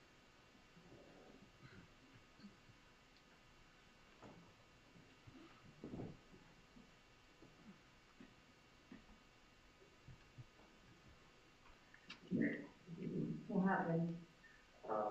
Somebody called my dad's office. They were looking for him, saying that they dropped off some paperwork to them. Well, there was a phone number on there, and actually the person left a message with Erica. And Erica called my mom because she's like, yeah, normally I wouldn't call you up, but I'm just getting phone calls. I was like, What's the phone number that they're calling from, though? I can ask Erica, but Erica said a guy by the name of Sandy called my office this morning saying that I left some paperwork with Dr. Adelson last week, and I I left a number on there, and he needs to call me at that number. No, somebody's like fucking pulling your bones and shit. This is the third. This is the third. Call the number. Call the number. Because I'm about to call my fucking phone. I mean, it's someone who wants it to be called back. Let's put it that way. Do you still have the number? Yeah, well, obviously that number, nobody picks me up. Well, That's a non-working number. It's like an email number. nobody's calling the leg. I'm just asking you to find out who the fuck it is. It's like, Yeah. get that number that's off of the thing, off of the number, off of the freaking, caller ID. At the office? Yeah, obviously. Because this is like a fucking bullshit game. Well, they're not coming out on foot, they're not writing letters, and they're not calling the office because they have nothing better to do. Well, I don't know what to tell you because I called that number myself. Okay, well, let's call that number again and find out what the fuck's going on. And nobody picks up. And you Oh. tried another number and left a message. Okay, well, I'm trying to get whoever's threatening your family and helping you guys out and trying to help you guys out, but it's like if they don't pick up, like what the fuck? I It's like it's a understand. fucking joke. I understand that they fucking called this morning and they're waiting for the phone call. That's what I'm telling you. And since it's 3 times, Get the number or whatever that is that's calling you or your 305, or whatever it is. 6570. You have the number. Exactly. That number is obviously it's like a non-working number. Okay, can you find out? Right. Okay, and then it's like what else? I don't fucking understand. Like it's either somebody's pulling your phone, somebody is just harassing you, or somebody's trying to get something out of you.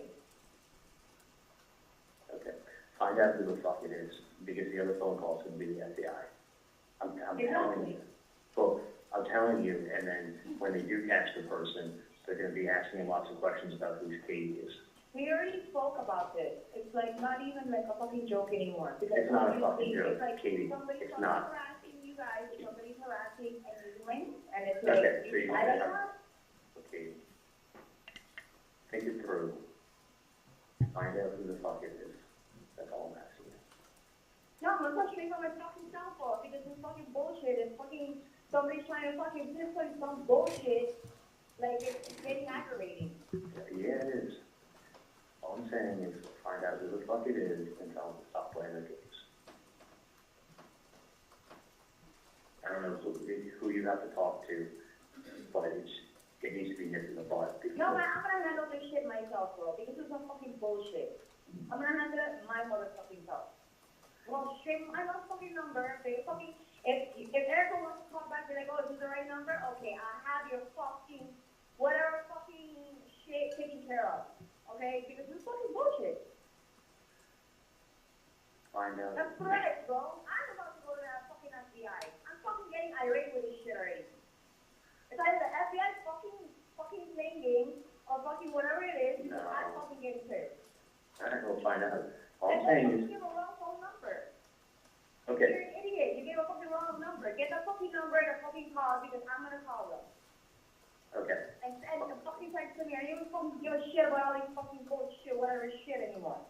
okay. I'm pissed the fuck off. Like, I'm gonna fucking go to the cops right now. Okay, well, either you go to the cops or we go to the cops, or we'll find out I'm who, gonna fucking go to the cops because this is fucking bullshit. we'll find out who the fuck this is. Because this person evidently knows you and knows your family.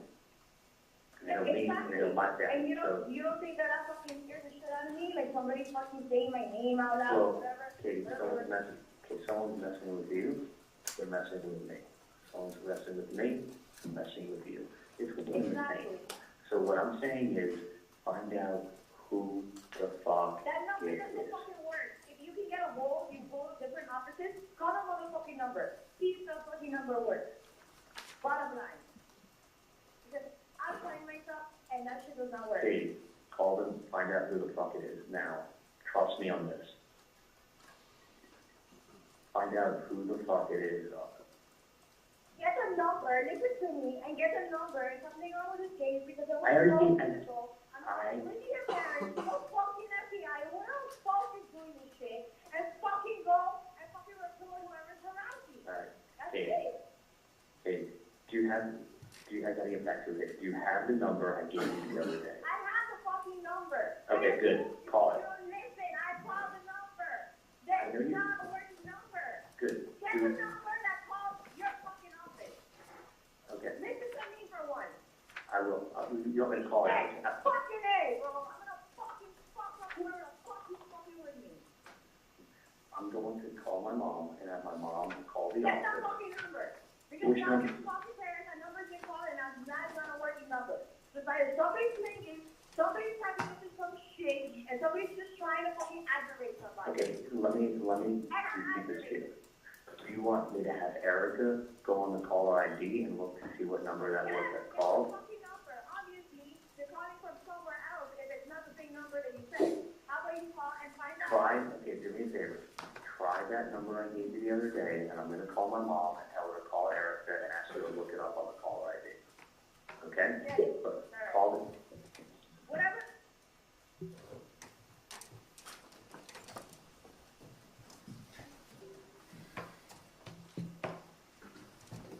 Right, so we heard repeatedly on there, the defendant representing to Charlie Adelson that she had called that number personally, and that it was a non-working number. Had she called that number? What's your objection? Withdraw. Go ahead. No, she had not called that number. And was it in fact a working number? Yes, it was.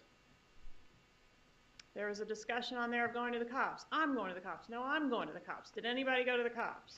No.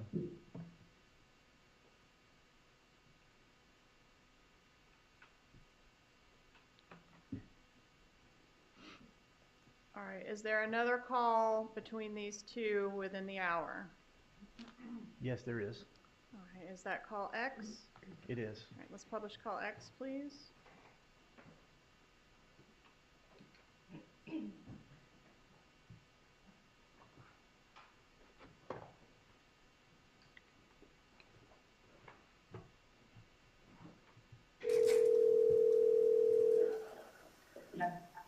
Hey, I'm going to start 6-7 and then see if it, and see what it is.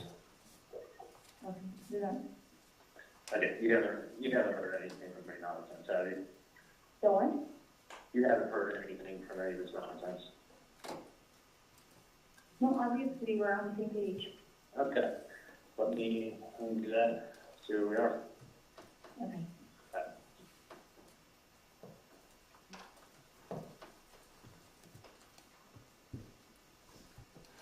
All right, at this point, do we have somebody call the undercover number? Yes, we do. Who calls it? Charlie Adelson calls the undercover Alright. number. And is that 4/28 at 11:33 a.m.? That sounds right. All right, let's publish State's Exhibit 134 at this time, please.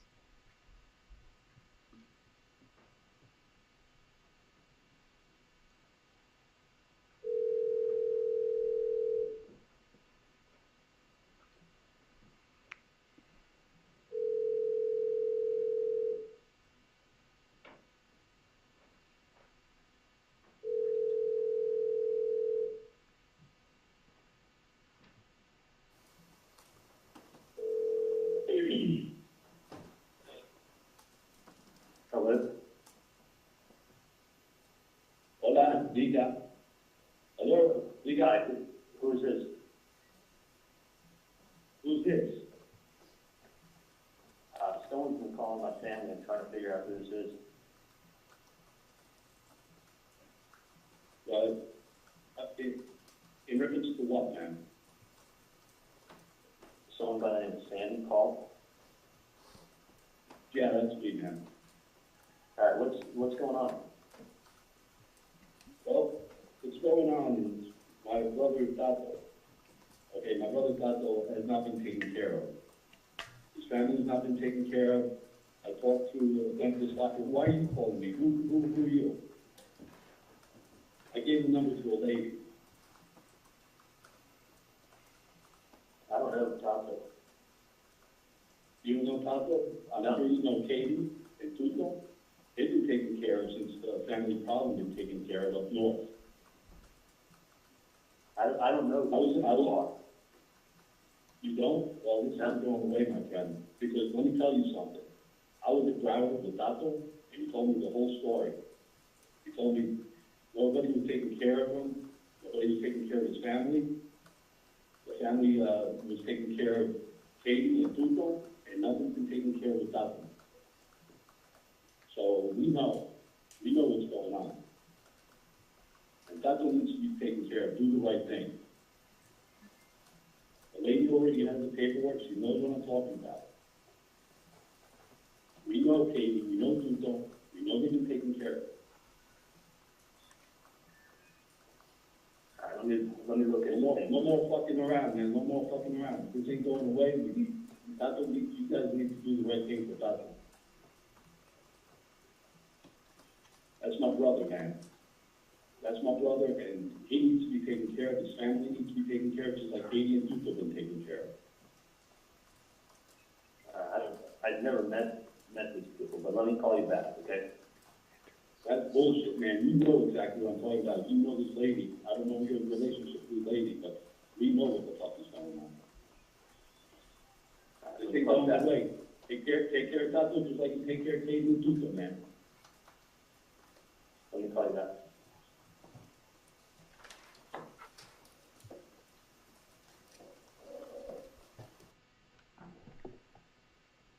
Who is the first person that Charlie Adelson calls after making this contact with the undercover agent?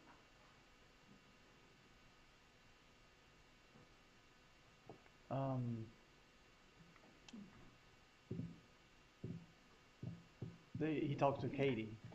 Does he make some unanswered calls first to Katie before he actually talks to her? Yes, that's what it is. He attempts to call Katie, and then she calls him back. All right. Does he attempt? Hold on a second. Your Honor. If the witness is looking down at a list right now, if we get a copy of whatever he's looking at. All right, you're refreshing your recollection? Yes, sir. And what do you have there? It's the call list. The call list that we wrote down with the letters on it. Okay. And has that been provided to the defense? Is it the exhibit list or what, or it's the call list that, let's make sure what it is and let's make sure that. I just want to have on the record when he's refreshing himself. All right. So you're okay just on the record refreshing your recollection, or do you want a copy of this? Oh yeah, we want a copy of this. Has it been provided? Has that been provided previously? Yes, sir. It has not, Your Honor. Not that list. That also has handwritten notes on it. Oh, the handwritten notes have not been provided, Your Honor. All right. Let's just make it clear when he's refreshing his recollection, so that it's clear on the record. Okay? Yes, sir. All right, so you were going to refresh your recollection with your notes as to whether there were multiple unanswered calls after Charlie calls the undercover to Katherine Magbanua, the defendant in this case. That's correct. All right, and do we know how many? I don't recall how many. Okay, more than one? I believe, yes, there was more than one. All right, and eventually she calls him back? Yes, she does. Okay, and can you give us can you check your notes and give us the date and time of when she calls him back? Yes, I'll check my notes. And she calls him back at 12:41 p.m. All right, so about an hour, a little better than an hour after the call we just heard? Correct. All right, let's publish call Y, please.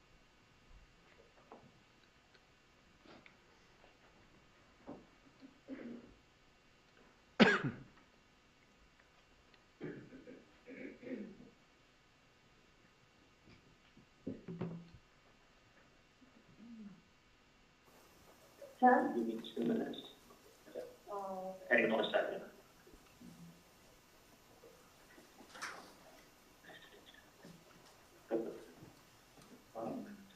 I called the number, the lady like 30 times, and then somebody picked up.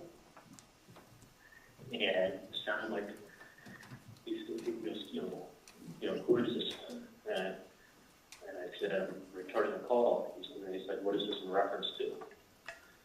So the guy that called my office this morning, his name was Simon.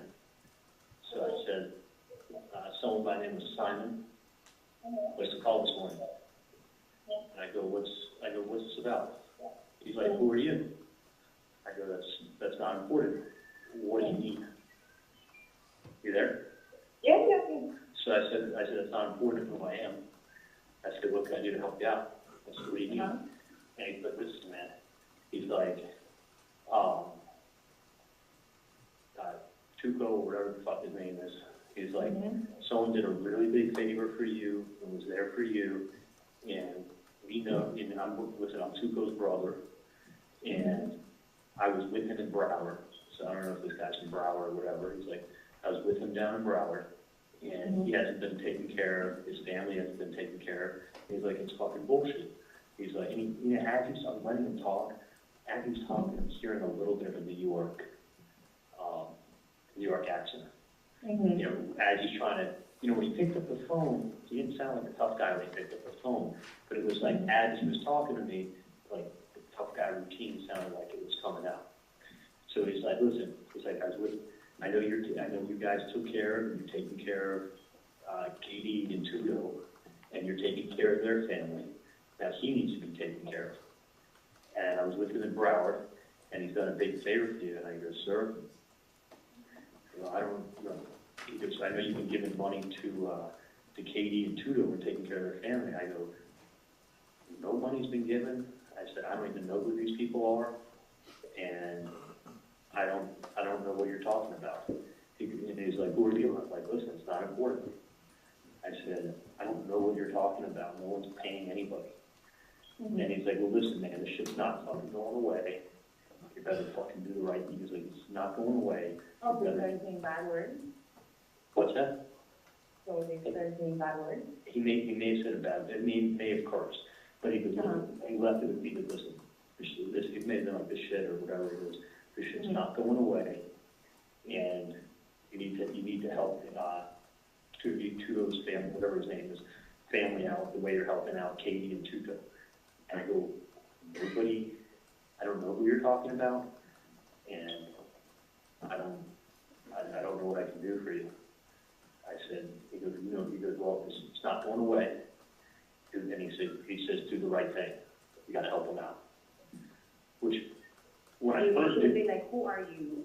Number one. He told me he's his brother. Obviously, he's not going to get his real name. And I was being really polite to him. Like, hold on a second. You got it. Okay, give me 2 minutes and I'll be right there. I was being really polite. I think you said he's a brother from Broward? No, he says, I know him from Broward. Or I saw him down in Broward. So I don't know if, like, this guy that they're talking about was incarcerated in Broward, or held in Broward, or whatever. The guy A referenced Broward. B referenced Katie and Tuto. So the same name again. Yeah, so your name and some other guy's name, I don't even fucking know. You know, so he was saying, so he was talking about Tuto, which I don't fucking know who that is, so that's two people I don't know. And he's talking about your family, saying your family's being helped out, which I don't fucking know. I mean, other than the hours I give you to go up in the office on the weekend and take care of you. Right, exactly. But I don't help you out. You fucking earn the money on the weekend when you go up. And this is the 301 number you called, the 305? Yep. And he left it where... And you rang a long time? I want to say it was like on the 7th or 8th ring that it picked up. And he left That's it... a long time. No, I was almost like... phone calls. I was almost like... and he was asking me, like, who is this? He goes, listen, I gave that paper to a lady. He goes, who are you? I go, don't worry about it. I go, I'm trying to find out what's going on. So, you know, this person is under the assumption that I'm helping. Did he say they're a friend in Broward, or did he say they're a brother from Broward? He said he was this guy who was evidently told my mom was incarcerated, his brother. And he's saying that he has not been paid, and his family has not been taken care of, and this is not going away. And like, I don't help, I just give charity out. Like, you come in my office. Yeah, like you can't be like, You work. like freaking people threatening you and mentioning No. me, you know what I And mean? he sounded, honestly, he didn't sound Latin, and he sounded like there's a little bit of New York accent to his toughness. Mm-hmm. But like, So, well spoken. yeah, didn't threaten me at all. Did not threaten me at all. He just let me know this is not going away, and he's like, you need to take care of him, you do the right thing. He was there for you. And I'm like, Right. I don't know. He goes, I don't know who this person is. I said, let me call you back later.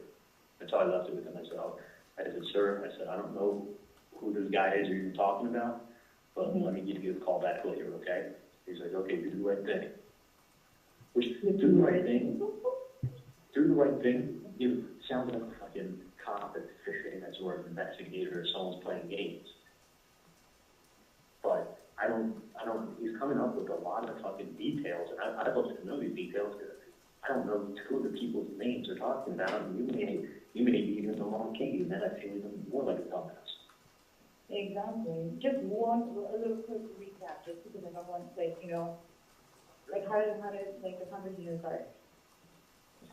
It rang, he goes, who is it? He goes, hello? I go, hi. He goes, who is this?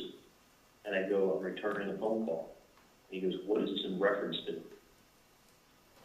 So I That's said, the exact word?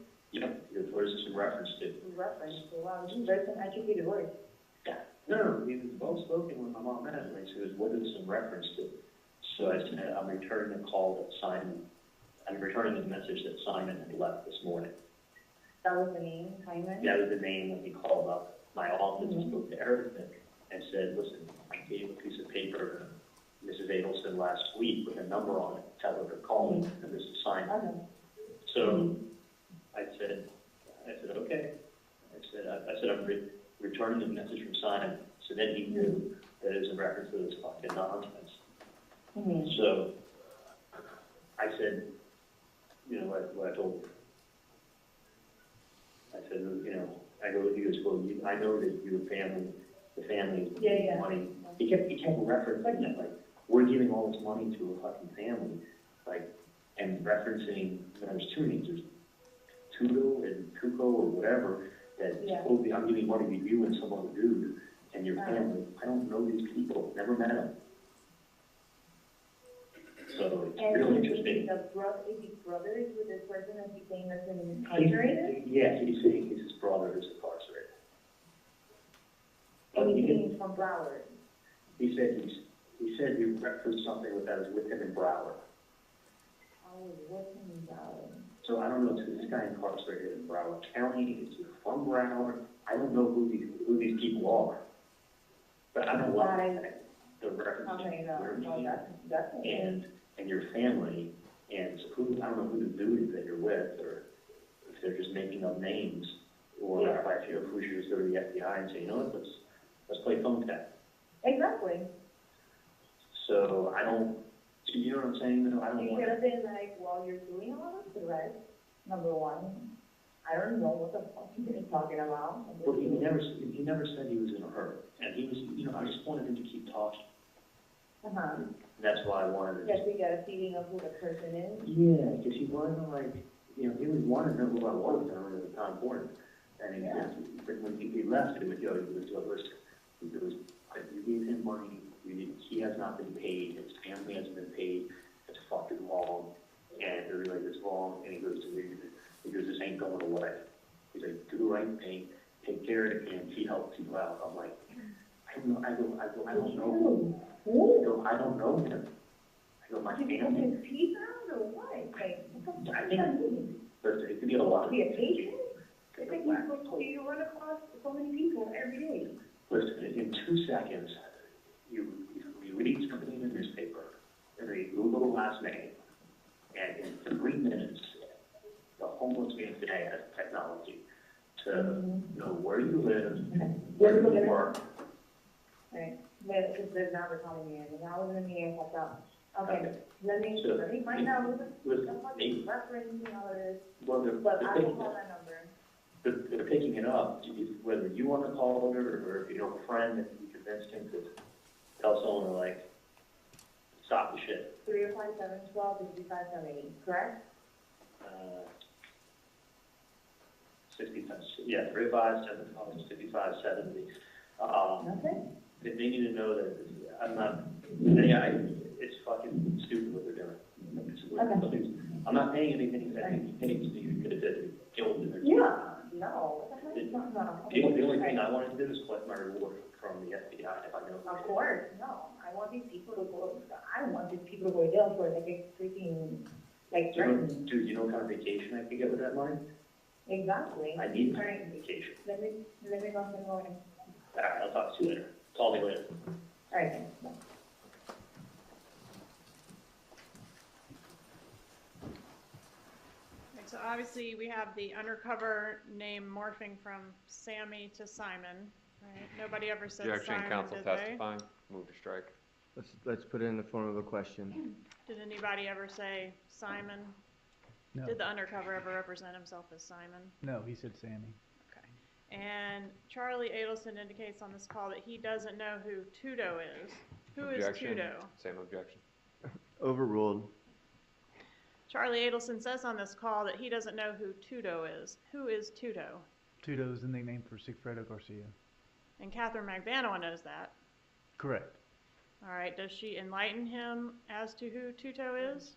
Objection, burden shifting. Overruled. Does Katherine Magbanua enlighten Charlie Adelson as to the fact that Tudo is Sigfredo Garcia, her children's father? No, she doesn't. What about Tato? Who is Tato? Tato is Luis Rivera. This is his All nickname. right, and does Katie know who Tato is? Yes, she does. And does she advise Charlie Adelson that she knows there's a Tato named Luis Rivera, No, she doesn't. who's the childhood friend of her kid's father Correct. and a friend of hers as well? Correct. All right, she says at the end of the call that she's going to call that number, and we reiterate the number again. Does she ever call the number? No. All right, I want to go to what we've labeled as Z. This is a text message. Where in time is this text message relative to the call we just heard? Can I refer to my notes? You may. Call Z. It Yes, is sir. a text message from Katie to Katherine Magbanua to Sigfredo Garcia on the same day at approximately 12:57 p.m. Okay, so after the call we just heard? Yes, approximately maybe 7 minutes, 7 minutes. All right. Could we publish the contents of text Z, please?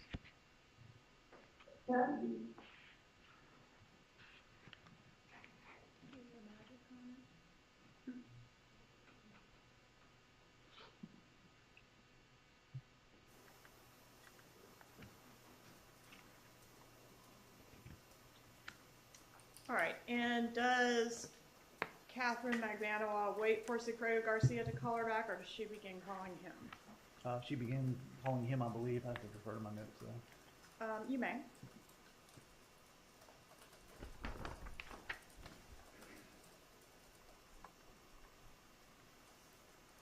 Yes, there's a call from Katie to Sigfredo All right. Garcia. Okay, and that's about 20 minutes after the text? That's at 1:22 p.m. Okay. Could we publish call AA, please?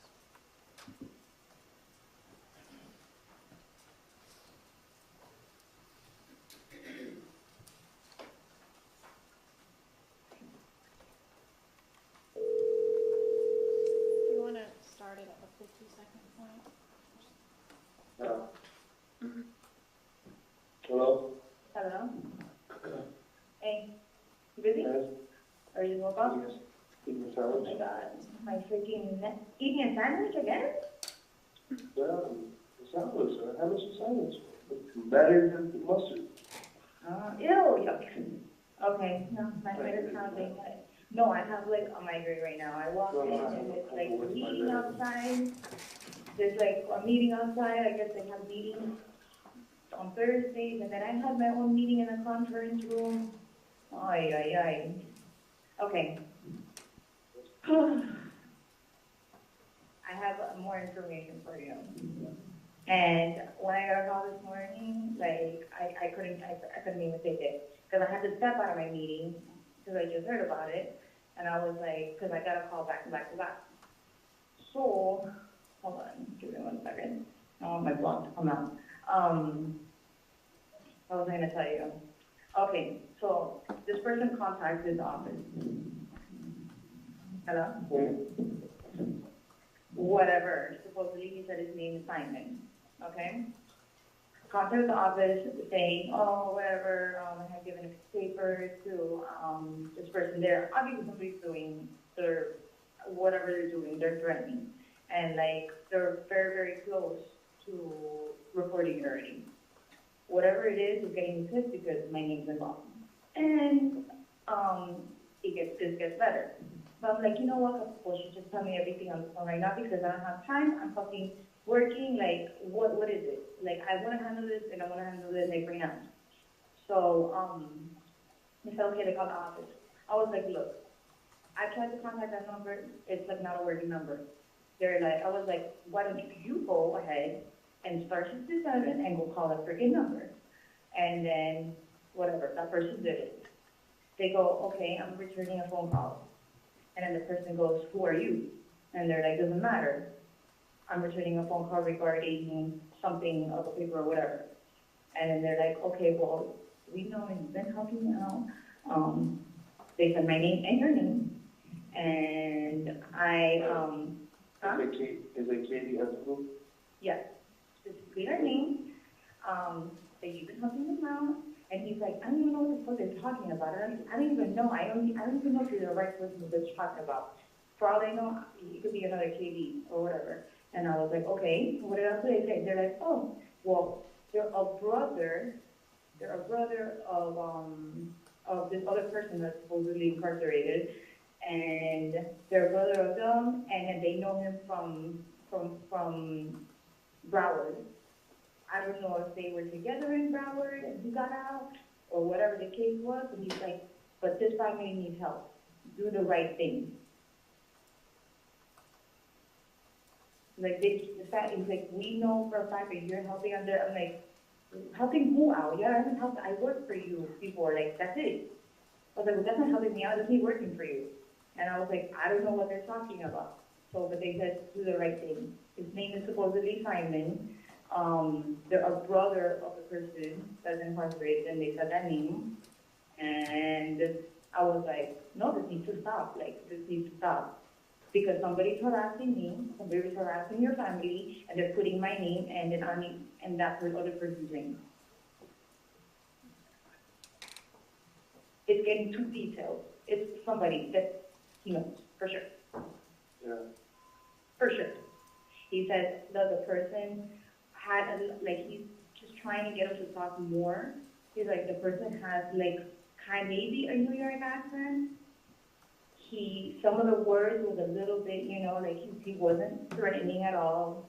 He was just saying, it's time for you to help out this person and their family, because he needs it, because we know that So what person and what family? What person and family? The Dabo and his family, because they need it. And then and he goes, I don't know what the hell you're talking about.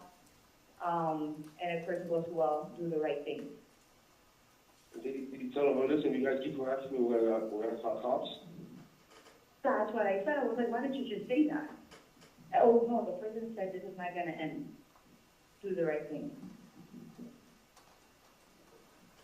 Did he get information? What do you Get want the to do? phone number. Get the phone number. The numbers that you keep giving me are numbers. No. 305-712-6570. They picked up. Because I was getting tired of it. I don't know what's happening or whatever. 712-6570. No. 305-712-712-6570. That's what I Whatever said. the fuck this is, it needs to stop. There's obviously know somebody. They're putting my name, they're putting your name, they're putting, and they're harassing family. Alright. Okay? Alright. Are you going to order right now? 712-6760. I mean, 67. No. Fuck. It's coming to me, man. That's coming. No, I don't want to. 712-6570. Thanks.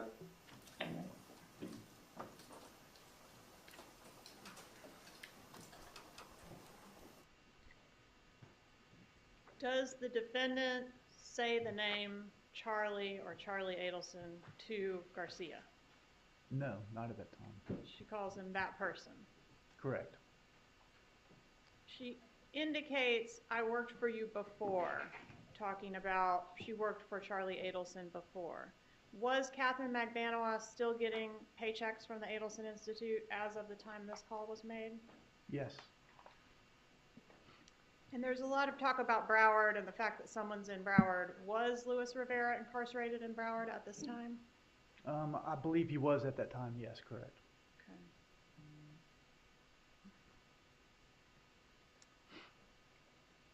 All right, our next call is BB. Can you tell us about that call? Refer to my notes. You may. BB is a call from Sigfredo Garcia to Katherine Magbanua on the same date at 1:46 p.m. May we publish BB, please?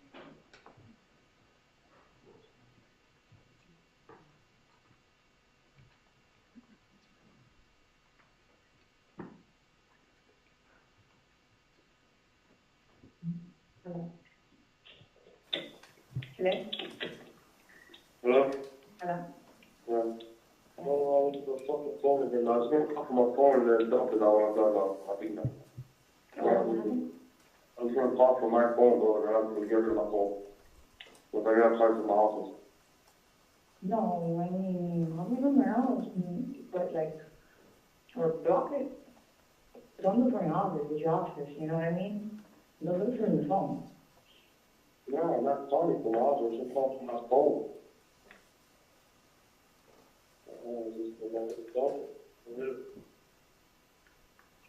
I don't know, I'm finding fucking pay phones impossible, bro. No, but sometimes it's just like you're done.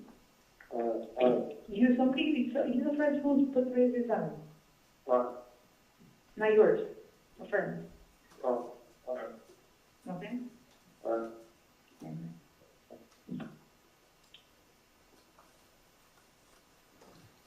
All right, if we can just go straight to CC, please. Agent Sanford, is this call 428 at 2:09 p.m.? And I refer to my notes. You may. This is CC. Or your call number 1400.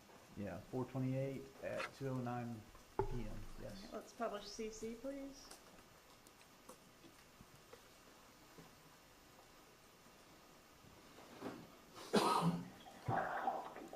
Yo. Oh. 305 712 6570. Sure, that's the number, right? Say it one more time. 305. 712 6570. Yes. So fucking Puerto Rican answering machine shit. I don't know what the fuck. I don't know if I'm trying to call him again, but. But that nigga is just fucking. I'm gonna call it. This is a real fucking person. I'm calling from my fucking phone. This ain't no local. Alright. Is, remember the other one? Do you think it's that one? I don't know, man. I don't know. It sounds like fucking. It does the message. Sounds like a New York nigga. Yes. He says, oye, puto, I'm busy. Actually, she called me back. Darling. Like what? That's what answering machine says? Yeah. That's what I'm saying. I swear to God. Shut up. Swear to God, bro. She says, hey, puto, I'm busy. Ya no me pagas. Oh, I got time. Darling. Like, what the fuck? It's like, yo, are you stupid, bro? Are you some kind of fucking moron? That's what they told you? No, that's what the answering machine says when you call the number. No one answers the phone. Okay, that's weird. That's odd. That's what I'm saying. Very. Okay. Oh, it's fucking very that stupid. I have to use the number. They pretend to be that stupid so that we can think they're that stupid. Okay. I'm That's fucking what lost. in New York and. New York, Puerto Rico. Mm-hmm. New York. Mm-hmm. Broward. That's your 5 number. It's how they talk. No, but I'm saying. You said that. The nigga ain't got. It's not right, it's not right, it says it's not right. I don't know, man, I don't know. Okay. Alright.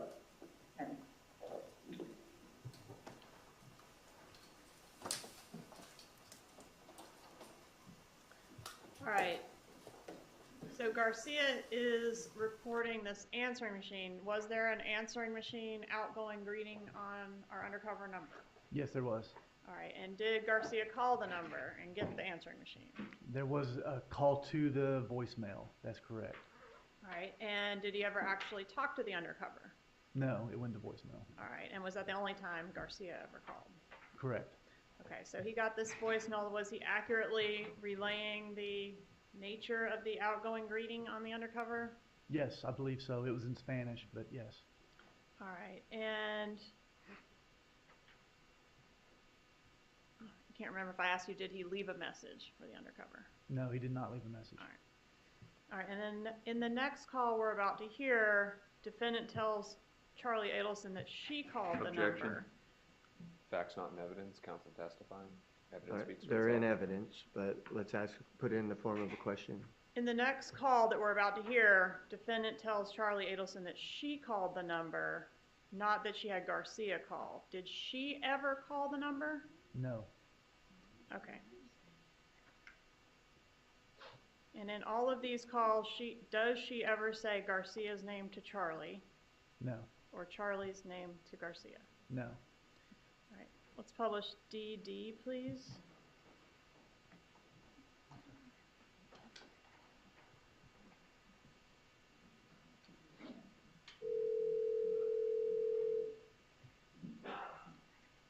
Hello? Hello? Hey. Hello? Yeah, can you hear me? Yeah. Hold on.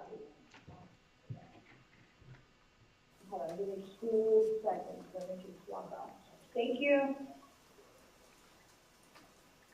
Okay. So, it was weird, I called the number, right? And like the answering machine, there's like something in the answering machine now, like, what the fuck? Like, some ghetto guy was talking on the answering machine and said one of their names we use like, I don't understand the joke. I don't get it. So it was just an answering machine, no one spoke to you? No. Like, they people. And like, were they talking all? And then the answering machine, all of a sudden, I don't know, like, because I can't hardly remember, like, once I had to find out for me, you know? And it was like, they said, I don't know if they said their name was whatever, Google or Dapple or whatever shit they put on the answering machine. All of a sudden. Now it has an answering machine.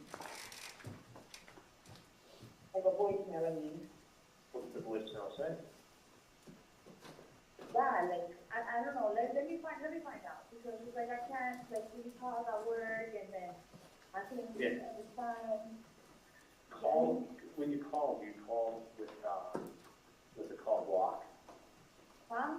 Yeah. Do you call? Yeah. Yeah, but it doesn't matter. No matter what phone you use, it's still, you know? Well, it doesn't show who's calling you. I know how to block a call. Right. That's the point, but I just. Star 6 7. So I did that, rang 7 times. I'll be there in 1 minute.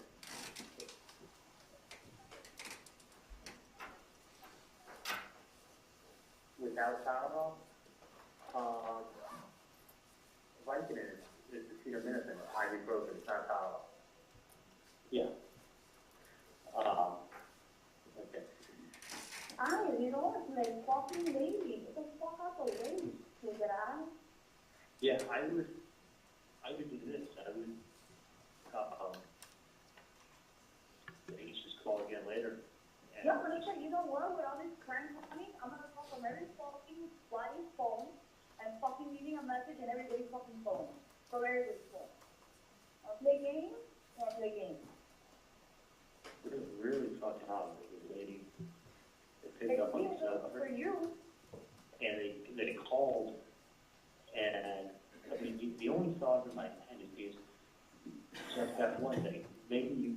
out, or I'm gonna wait a couple days, and then I may call the person back. So the person was, when they answered the phone at first, they weren't that ghetto, and as they started talking with me, they started talking more tough, but it was more like I could hear a New York accent in there. And it sounded like that. The voicemail sounds New Yorker, but I gotta find out what's going on. But I'm saying I'm gonna call from somebody else's phone, because I don't want like phone, because I use this phone for work. Right. And the thing is, it's like somebody trying calling me.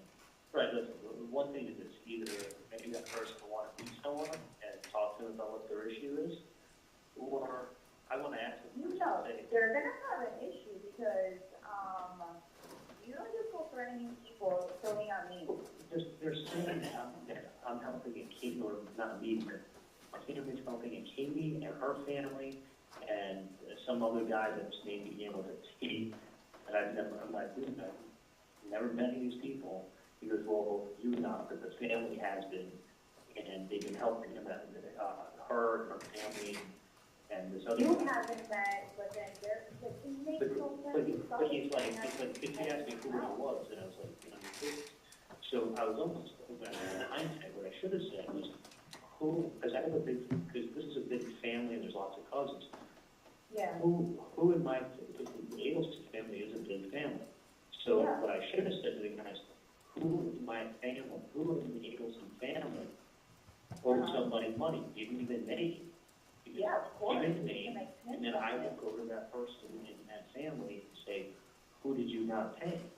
I want to know the name, I want to know the name. The only thing that keeps throwing out is that this Nicholson family is helping out Katie and some guy named T and their family, and this guy needs your help, and it's not right. And he's like, this problem's not going away. This is not going away. He's like, it's fucked up that you're not helping. Right there. That's fucked up that you're not helping. Like, who the fuck are you? Like, who are you? Listen, like, me calling someone up and being like, yeah, he tells JFK, you didn't pay me. Okay, well, that's like, you didn't tell JFK. It's the wrong example. Like, what does that have to do with anything? Well, my point is, all these examples. because JFK died in 1963, and you weren't born then. My point is that I had nothing to do with any of this craziness. I want to know who in my family owes somebody money, because I'm going to go to that person and say, what's going on? And that's that's the next conversation I have with this person is going to be me, if it comes to it, me saying, who owes money? If someone owes money, you can give me a name. They're like, yeah, exactly. You need to take it. Where do you want to be? My mom doesn't know who these people are like that. No, I want to know whoever this fucking person is, trying to fucking say shit or do whatever it is to your family, starting to harass your family. Like, it's getting me mad. Well, I don't know. I don't know why they keep bringing up people who I've never met. That's why it's like, who are you? Number one, okay, you need something. Who are you then? What's your real name? What's your address? Who do you have a problem with? Yeah, who in my family owes you money?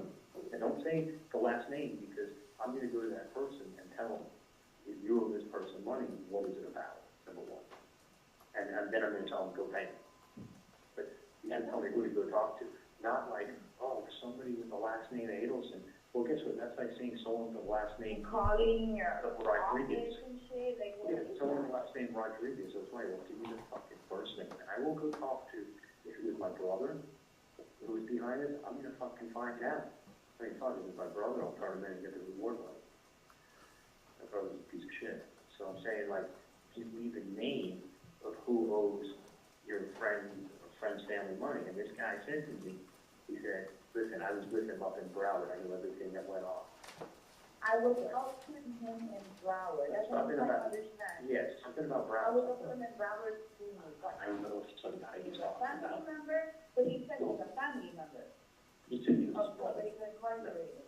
He said it was that guy is Kuko or whatever, his brother. He said, I'm his brother. So I was with him up in Broward when he told me what everything had happened. I Who believe was that. up with him in Broward and I don't know what he was, that happened? I don't know if he was in jail with him, visiting in jail. Like, he needs to like fucking, if people just could be fucking Googling shit or whatever it is, Well, and that's, and well, exactly, but the only reason I'm gonna bother calling you is because they wanted to talk about you. Or if I was the wrong person, then I would feel even horrible. But this person doesn't matter, like, they're still harassing my fucking family, and I want to stop. When you meet someone face to face on the street, when you send them a letter, and then when you start calling their office, the next call is to the FBI. exactly. And- No, I agree. and my I thing will is this. personally go there. I don't want anyone to go to jail, because you know what, people get mad when they go to jail and they feel like they can come like that. Same reason when my jet ski got stolen, I don't even care who fucking stole it. I've insured, my money back, it's stuff that got stolen, move on. I wouldn't want to catch the guy who stole my jet ski. Why? It's grand theft. I don't want to put anyone in jail who knows what fucking. Okay, but you know what, if this person keeps fucking saying shit, then they need to start giving information. They need to start saying something instead of They saying need to tell me who posed and what. Not a fucking psychic, nobody's a psychic. Yeah, Okay. I mean, a What's family's the got, problem? the Exactly. family's got lots of members, so, or it could have been a cousin of mine, it could have been my brother. Like, who owes the money? And I will call And that what person. money, like, who, like, I could throw in anybody, saying, do that. Like, No, but let's if somebody calls my phone back, like, I'm always like, hey, who's this? I'm just curious to see who's so interested in your family and what's going on. That's why. It's like, that's why it's pissing me off. It's like, why am I being thrown into something? If they weren't talking about you, it's some other guy his name goes by T. It seems like everyone goes by T these days. But whatever the guy's other name is, he said it so quick, I don't even remember. But it wasn't talking about you, your name, and then some other guy whose name begins with But T. you're just saying too much now. I don't even know what the fuck you're saying. That's what I'm repeating to you what the guy said. I know, this is the first time. That's the only now reason. I know, but it's I'm saying. fucking repetitive and like, it's just become nonsense. The only reason I called you is because this guy is bringing you guys up, which has nothing. I know a million people that person with a T. I know a million. I know a ticket, a freaking, a Tony, a freaking Taco, a freaking, bro, everybody has a nickname. Like, I'm so bad at names. I think I called the guy Simon or Sammy or I don't even know what the fuck I called him. I don't even know what I called that him. is such a fucking white person's name. But then when I told my mom I called Simon, my mom goes, Sam, I go, well, it began with an S. I thought they were. Now it's Sammy, or like, oh, but he was talking, what is your last name? What is your address? Yeah. So I can send your mother a fucking letter, or leave your mother in the freaking middle of the street. Yeah. Let's That's find gonna him. be the next call. Yep. Let's find him. Alright. What's his problem? Because he's about to have a big problem. He's gonna have a fucking business problem. Yeah. And I'm so, oh my God, I am no fucking wrong person. God forgive him that he fucking said the wrong fucking name, because now it becomes my business. I'll pick a new name next time as a reference. That, I hate that shit. I do it, and you I didn't fuck pick bitches that up for package. no reason. You never picked up the package, did you? I mean, I'm focusing on all the way right here, like I gotta get my kids, I'm trying to figure out if I can go up later on. Okay, let me know, but I have Who the hell another pack. I'm still here, I'll probably be here in another hour. Yeah, but you're gonna be home, right? Yeah, I'll be home, I should be home by 7. Okay, so you can halfway, I know, okay, I forgot. I know, I gotta tell you stuff about work anyways. I have a lot of shit that I have to tell you about work. Yeah, I've been getting bad reviews online, so you'll work on it too.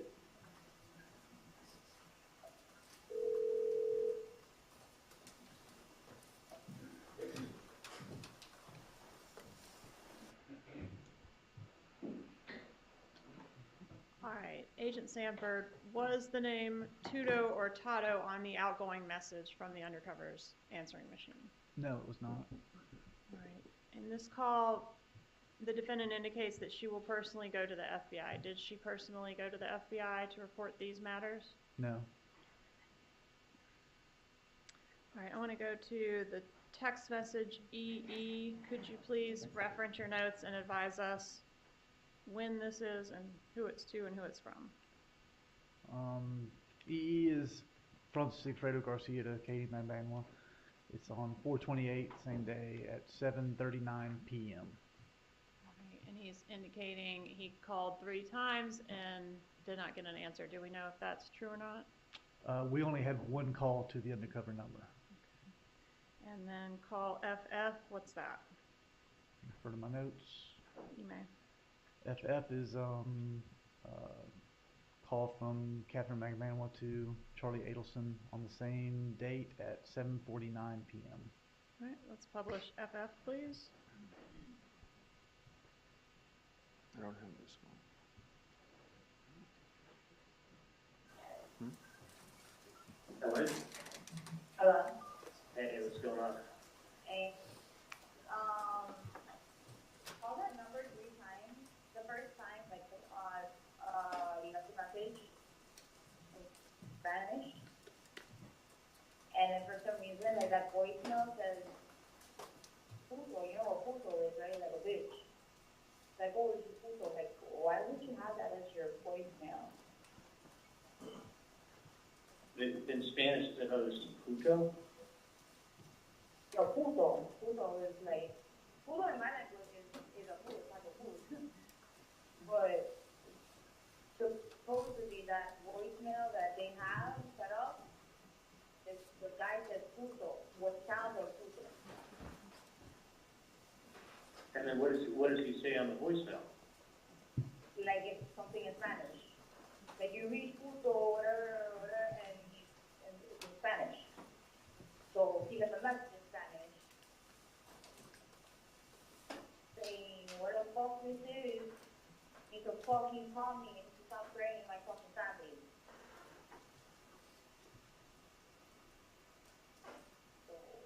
And then I was like, keep trying.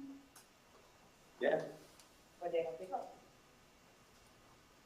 So now somebody either spooked because what the fuck is going on?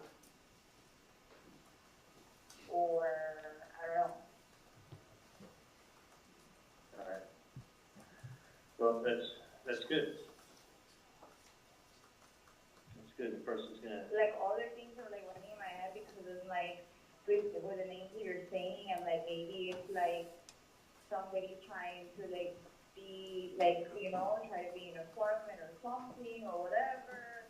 Like, you know, there were so many things like going on. Yeah, I'm thinking the same thing too. But then it's like, yeah, but then, you know, people you can trust and you can't. But then it's like, I don't know. I honestly, like, it's like aggravating me. It is Hold on, good. I'm on the phone, don't talk to me. I'm on the phone, don't talk to me. Be quiet. Hello? Could have been someone reading the newspaper and playing games. Like I said. Saying the wrong person. Yeah, and I don't know how the fuck they got your name, but they didn't use a last name, so it's Exactly, it could be anybody. it could have been another Katie and another Taco, or whoever the fuck they said, I don't remember the name. But the point is that they need to stop. No, exactly, well, I'm on the phone. Okay, I don't care, but I'm on the phone right now. So don't talk to me right now.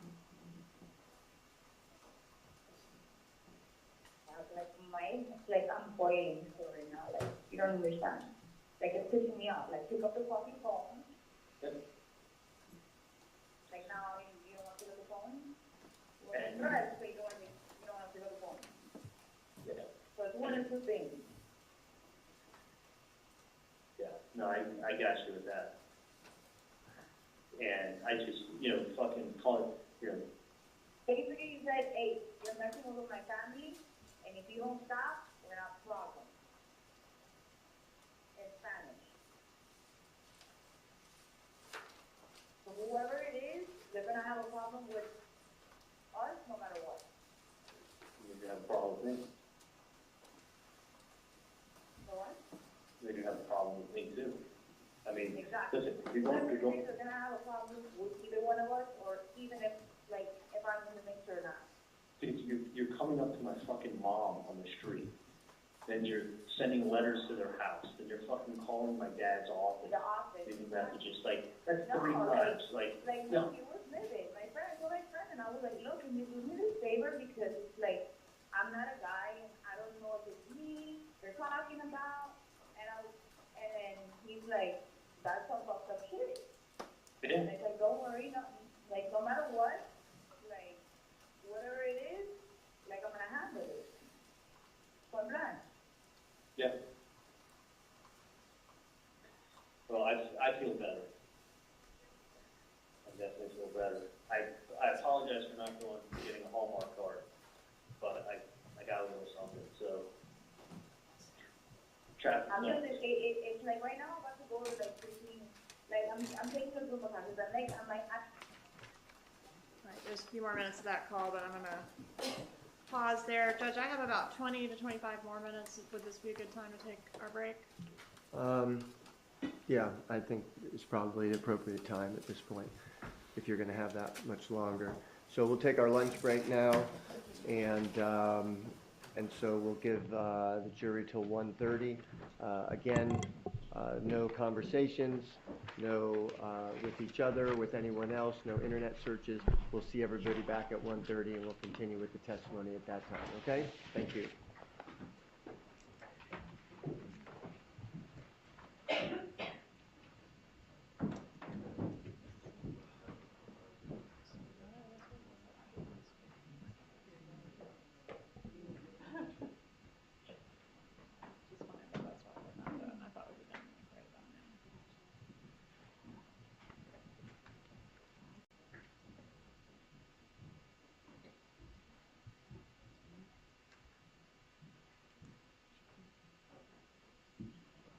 All right, please be seated. Jury's out of the courtroom. The door is closed. And so we'll have about 20 minutes or so of direct. And so let's be prepared to go right in the cross. After that, we won't take a break in between that, but we'll take a break later in your cross-examination.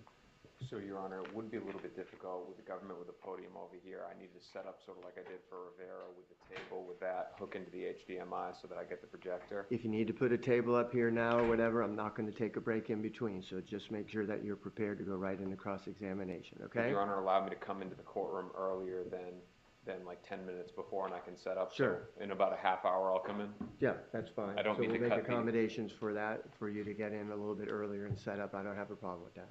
Okay. Okay? All right. We'll be in recess till 1:30.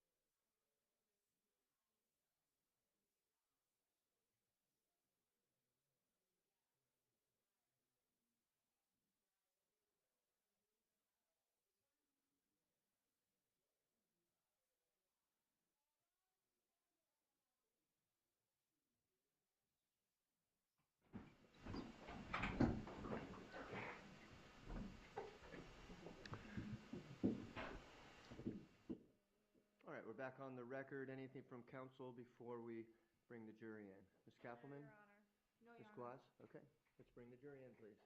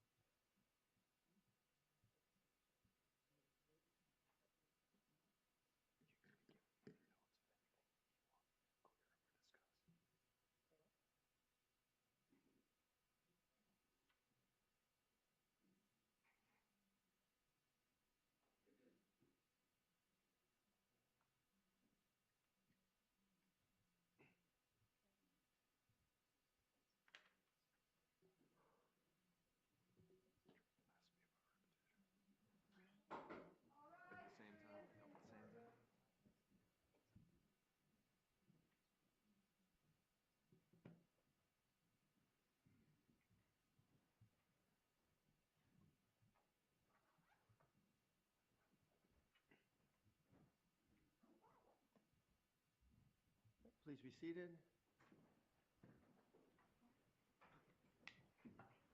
And we're ready to continue with the testimony. And Ms. Kappelman, you may proceed.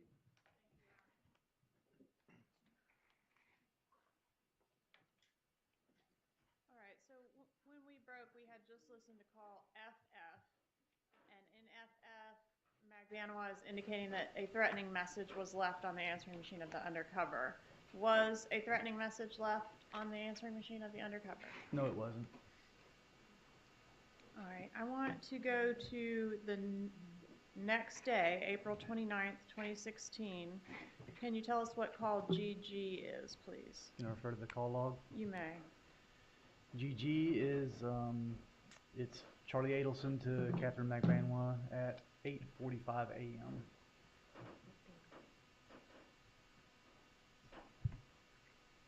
All right, if we could publish GG, please.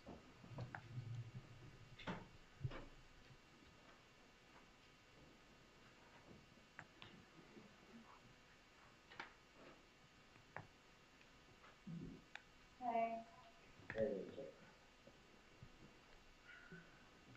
Oh.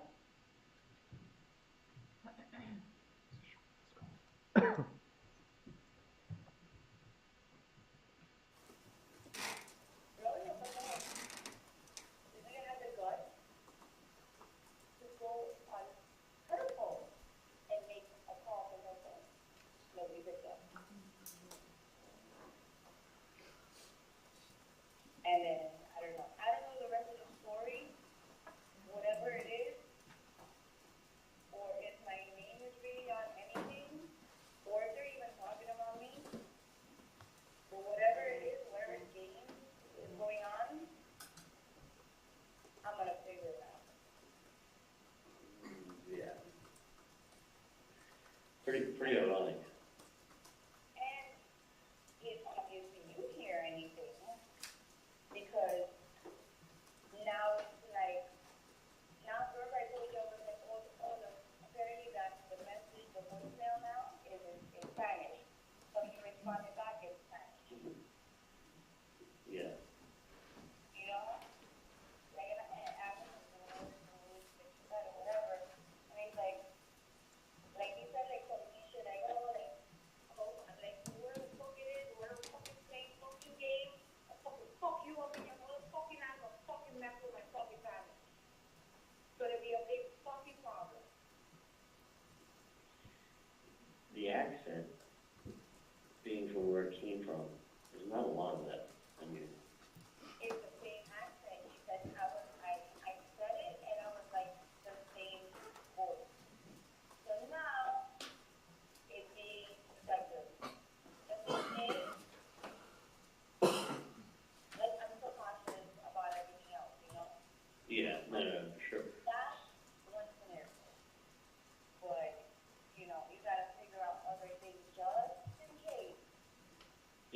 It's one of two.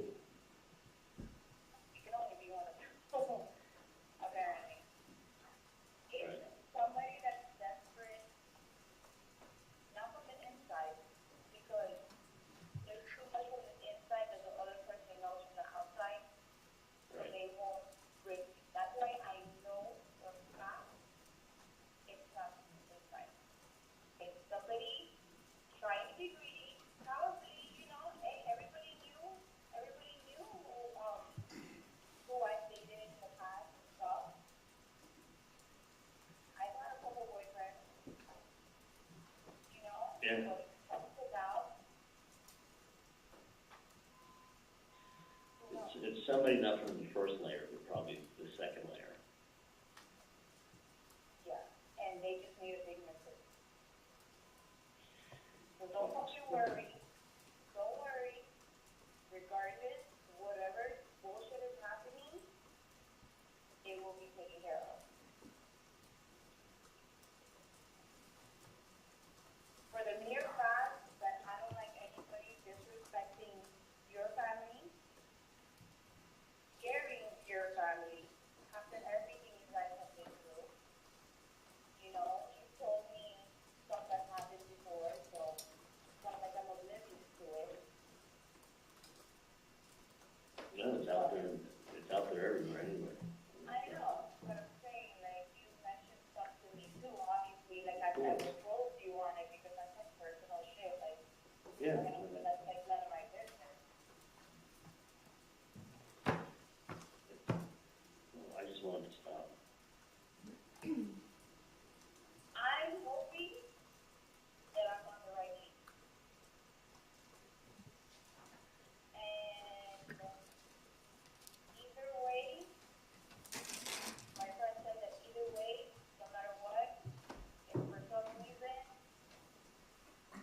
he is wrong or whatever, like whatever way it is, it's gonna go down, like he takes full responsibility or whatever, just because of the mere fact of my name. Yeah, but listen, there's not any, nothing of that sort. No, but I'm saying if somebody gets their ass whooped, somebody gets, you know what I mean?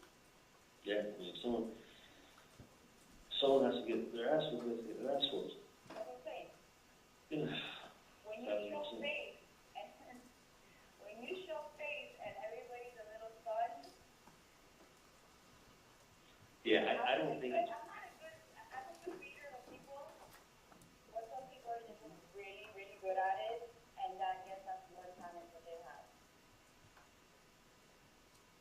One of the many talents, let me not be. I can't wait to find out. I know, me too, and I really feel bad if they're not even talking about me. Because this has become my issue now. Yeah. As a friend, I'm doing it because of the mere fact that I don't think any parent should be harassed. Nope. So, I completely, understand where you're coming from, but sometimes you gotta step back and listen to what I gotta say. Okay. Because there's always different scenarios to everything. Yeah, no, it's not just always, it seems. Exactly. So let me caution you, just fucking never know. There's fucking people that will try to fuck you over every fucking day. Mm-hmm. All you know is a fucking patient. Maybe they could Look. see me in a dental office 2 weeks before, where you know? Who knows? No. It could be a lot of it. That's what I'm saying. You never know. That's right. You gotta go over that fucking thing out there. You can't just base it on one thing. But people crack. So. Yeah, oh no, it's gonna come, things always come out, and somebody's gonna be fucking someone, they're gonna be running their mouth, that someone get mad at somebody, and start saying, hey, you know who this was, and then. No, whatever it is, that's what I'm telling you. Just, like, let me say things out of the blue. You know what I mean? Let me throw some stuff out there. Because you can't be fixated on just one thing.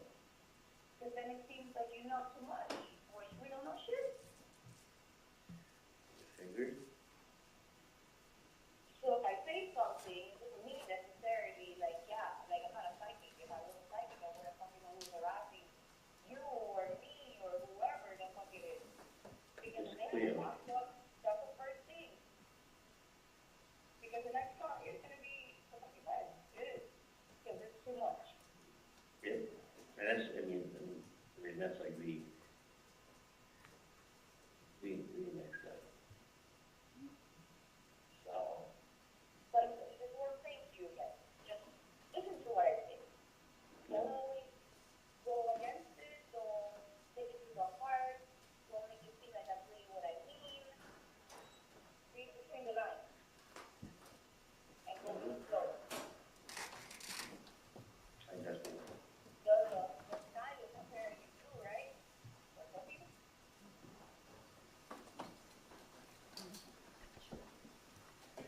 Okay, there's a few more minutes of that call and a couple other calls, but I think I'm going to read the room and move on to our next issue here. I want to try to clear up some questions surrounding the May 24th interview attempt of Katherine Magbanua. Did you participate in that? Yes. Okay, and we've heard a little bit about that, but there's some confusion about what occurred with this defendant's phone after that interview attempt. Can you explain to the jury what she did with her phone? Did she dump her phone? Did she get a new phone? Did she have Objection, a leave it. burner phone or something else? No, that's not a leading question. She can ask it in that manner. After the interview attempt, yes. She started turning it on and off, and went and got what we call a burner phone. There was a burner phone purchased, and she began using that instead of her regular phone for the most part. She still used her regular phone some, but it was turning on and off. All right, and how did turning it on and off affect or impact your ability to monitor her movements or surveil her? Yeah, the GPS tracking on cell phones like that, it's not actually GPS tracking. It's usually cell tower information, and it doesn't give you an exact pinpoint anyways. So when you turn it off, there's no way to actually ping the phone to see what tower it's hitting off of to be able to triangulate the approximate location. And was she still staying at the same location that she had been prior to the interview attempt? No, after the interview attempt, they left that residence and she never returned. All right, so how was it that you were able to locate her for her arrest? I believe it was the following day. We were getting intermittent pings, and as I was traveling down there, the TPD tech squad actually got a ping of a shopping center. Okay, the phone was following day after what? After the interview. She was arrested the following day, or you're talking about Garcia's? I'm sorry. The next day I'm sorry. I'm referring to the wrong one. Yes, the following day. I'm sorry, repeat the question. All right, so after the interview attempts, which occurred on May 24th, you said Ms. Magbanua never returned to the residence she had been living at. How long was she living in some other place unknown to you between the time of the interview attempt and the time of her arrest? Several months. We never found exactly where she was living at after that point. Okay, so she was difficult to track effective the interview attempt. That's correct. Okay, and then I think you were talking about the next day. Was she was not arrested the next day, right? No, she was not. Okay, do you know when she was arrested? Not until, I believe it was October. All right, and in October, you said you were having a difficult time tracking her. How were you able to locate her to make the arrest? In October? Yes, sir. Yes, when we were getting intermittent pings, and one of the pings ended up at a shopping center, a large shopping center with a bunch of businesses. We got in the area of the shopping center. We're riding through it looking for her, and we saw her coming out of a store going through the parking lot to her vehicle. All right, and was there anything unusual about the way law enforcement approached her or the use of force in the making of this particular arrest? No, absolutely not. All right, and you said you were getting intermittent pings. Were those on one or both of the cell phones that she was using at that time? It was, I believe, on one or both. I don't recall exactly. TPD was doing it. All right, and law enforcement was attempting to track both cell phones, the burner phone as well as the phone that she had carried regularly previous. That's correct. Okay. One moment, please.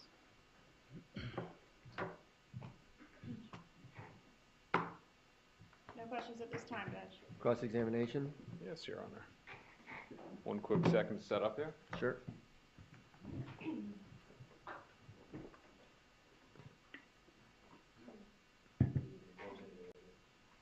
No problem.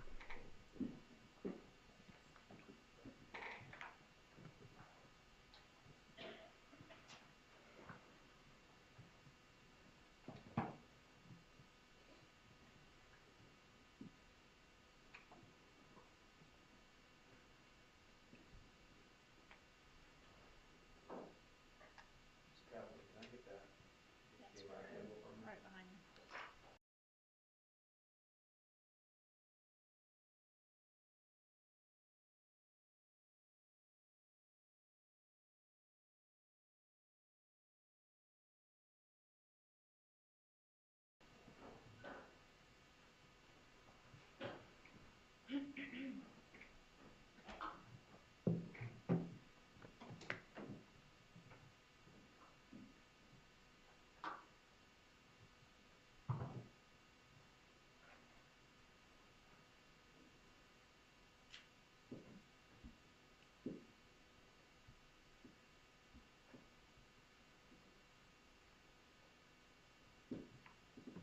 All right, let's do this.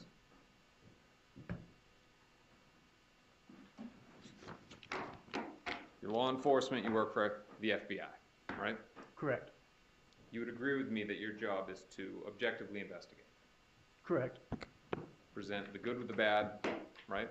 That's correct. And give that over to the government. Correct. It's culpable and inculpable. Perfect. You answered it before I asked it. Now, let's talk about FBI, the Department of Justice, and reports. Your reports are called 302s, right? Correct. And the purpose of those 302s, and that's the way that I'll refer to it if you're okay, Sure. is to record your activities, right? For the most part, yes. Now, that's important both internally to the FBI, right? It's more externally for prosecution. They don't want to keep a record of all the investigation that was done in case an agent, it dies in the line of duty, passes away, or quits. As long as there's documentation somewhere. Correct. You want to document the actions that you're doing, right? Correct. It's also important to you as an agent when you're testifying. You had to refer to some notes. It helps your memory, right? Correct. You're not just investigating one case at a time over the years. You're working multiple cases at any given time, correct? That's correct. Now, again, you provide that to the prosecution. It's important because, at least on the state level, it gets provided over to the defense, right? Yes, sir. Now, you had said at the beginning of your direct examination yesterday that you investigated the defense's theory, right? Correct. And I want to make sure that we're clear on what happened and what we're saying. I'm showing you it's been entered as a demonstrative. Autofocus, yellow. Can you see that? It's a little blurry, and now it's better. All right, so it's blurry by design by the government's version. You understand this to be the government's version of the demonstrative, just the removal of Ms. Magbanua, right? I'm sorry, repeat that? So the government has their demonstrative. This is the government's argument, right here. Yes. And this is our argument. Okay. Now, direct examination, you said that you investigated the defense's argument right here. Correct, with the information that we had, correct. All right. What did you do to investigate it? We scrubbed all the phone records through all the intelligence agencies across the nation. I sat down with DEA and ATF, scrubbed all of their phone records, looked at every phone record that any of the individuals had that were associated with them, any investigations that those phone numbers were associated with, and identified who those phones were, and did everything we could to figure out if there was other phones out there that they could have been talking on. Agent, you would agree with me that sometimes crimes are committed not using phones, correct? Sometimes, yes. All right. Now, in this case, it's weird. At times, there's arguments of burners, and there's times that there are arguments of non-burners. Your investigation was limited to the phone numbers that you knew for these participants, right? It was limited to that, plus all the records that we were able to search for other investigations. Correct. Okay, so, and that's what I'm asking. How many 302s did you draft about investigating that theory? I wouldn't do a 302 on not finding anything. You wouldn't do a 302 saying, I investigated this so that somebody else doesn't have to at a later time? No, that would be investigative analysts that would actually do the scrubbing of the numbers, not me. So my understanding of what you did is you looked at Garcia, and I'm doing this off memory, his 5986 number? One of his numbers, yes. Okay, and then Charles Adelson, his 9923 number? Yes. And you didn't find anything, so that theory is knocked out. We tried every which way. We tried all the numbers in the past. And I'm not saying you didn't, but what I want to explain to this jury is that the investigation was limited to cell phones. I wouldn't say the investigation was limited to cell phones. Okay, so I'll ask again, what else did you investigate beyond phones to determine any link in between these individuals? We tried everything. We looked at all bank records. We looked at all credit card statements. We looked at, tried to do surveillance. We tried to see if there was any connection. Social media. We tried to do everything to find any links. Did you ever meet with Juan Marcos Vega? No, I did not. Did you ever meet with Anthony Ortiz before he died in July of 2017? No, I didn't. Okay. Let's not talk about Katherine Magbanua. And we're going to sum up here the evidence against her. So the direct evidence is Luis Rivera, correct? He's the only witness that's saying she was involved. I would disagree with that. That's saying that Katherine Magbanua was involved. There's another witness saying that? Saying those exact words? No, there's not another witness saying those words, no. Okay, so the only witness that's saying that Katherine Magbanua is involved is Luis Rivera. Correct. All right. And essentially what he's telling you, there's three things. That Garcia said she was involved. Garcia told Rivera she's involved, right? Correct. He overheard some phone calls. Correct. And then the morning of the alleged payment, right? Correct. Ultimately, what he tells you is Katie is the one in the middle doing everything. Correct.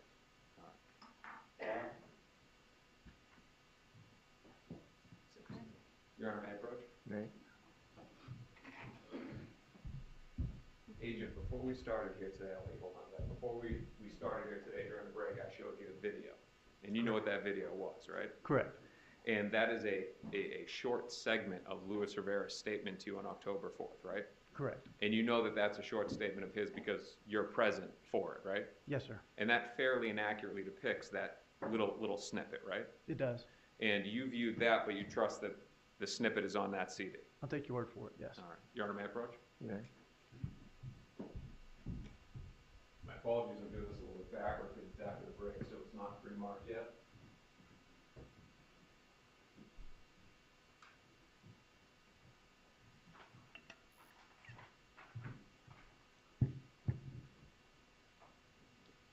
Objection, Judge, we're publishing something that's not in evidence. I haven't published it yet.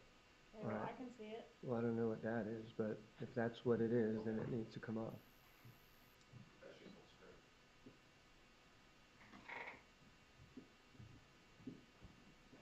Defense offers it's been pre-marked as defense 22. Any objection? Objection, hearsay. It's not introduced to the truth of the matter, Your Honor. It's Luis Rivera saying Katie was in the middle doing everything. Objection, hearsay, speaking. It's, let's go sidebar so I can figure out what this is.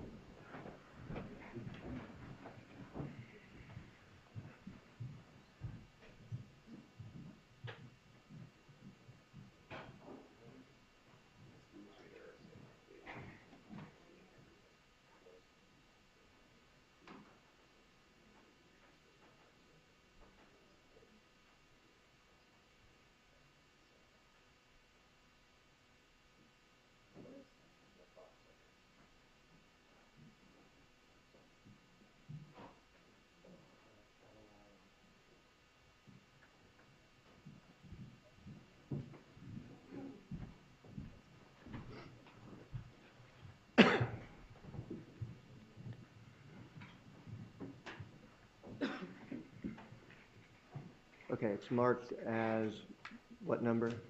22. Okay, it'll be admitted as defense 22. May I publish? You may.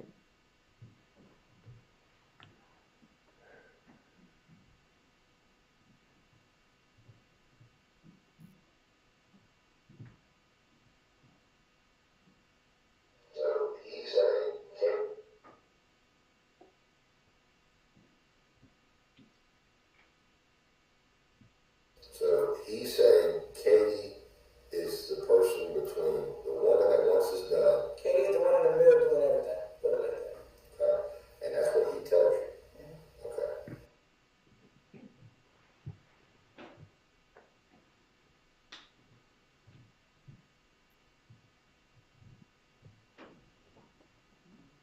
there's also some circumstantial evidence, right? His statements? No. So we're moving on. Oh. That's Luis Rivera. That's what he's saying. She's in the middle doing everything. And we talked about the 3 points that he gives. But there's circumstantial evidence too, right? Yes, there is.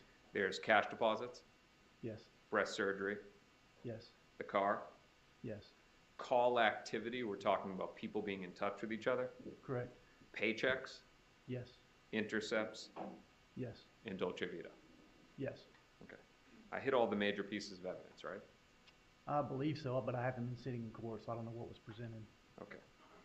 Now, I'm going to assume that you deny subjectively investigating this case. I deny subjectively. Is that Deny subjectively investigating the circumstantial evidence. I would agree with that. All right. You maintain that you objectively investigated it for guilt or innocence. Yes, Instead of being personally or professionally motivated on building a case against Ms. Magbanua. that's true. I was not personally motivated. You agree with me, though, that you wanted her to cooperate. I want everyone to cooperate and tell the truth. And we're going to come back to that. Now let's go to the direct evidence. Rivera, he cooperated, right? Yes, Took the needle out of his arm. I don't know about that.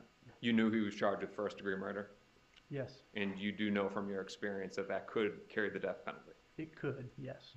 His words resulted in Katie's arrest, right? That and other things, yes. Okay, so September 30th, 2016, Rivera named Katie, right? What was the date again? September 30th. Yes, The following day she's arrested. yes, I forget if there's 31 days in September, but 9:30 statement, 10:1, you're in South Florida putting cuffs on her, right? I believe that's correct, yes. Okay.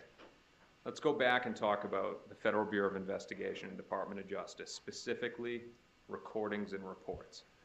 You'd agree with me that to do recordings on witnesses that are out of custody, you have to get special permission, Correct. and it has to be pertinent, right? Has to be pertinent? Or you tell me, you work there, I don't. Yeah, we have to have special permission, yes. All right. In custody is different. If they're in our custody, it's different, correct. So your testimony is that they have to be in your custody? That's correct. If we arrest somebody under FBI charges, we are required by DOJ policy to record them. Now I'm going to go to some questions and we're going to come back to that. Real quick here. Isn't it true that it's required by the Department of Justice, no matter whose custody they are in, to record? That is not my understanding, no. Would it refresh your recollection to take a look at your deposition? Sure. Counsel, 169 to 170.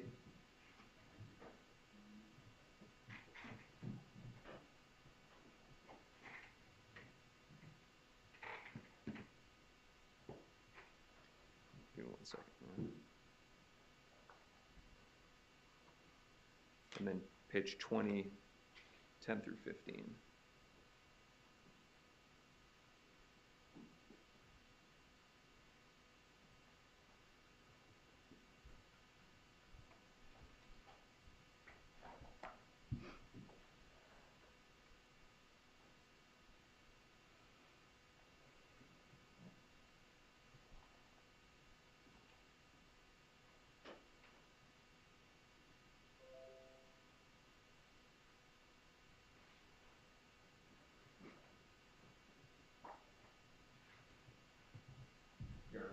Yes. Take a look at the lines. Get it there. And which deposition is this? First. Okay. And then I'm going to give you another page number when you're done with that.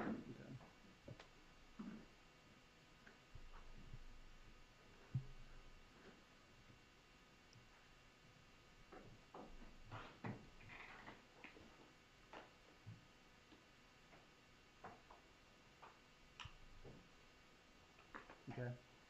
Then 169 to 170. You're referring to the pages, correct? Correct. You got it. Yeah.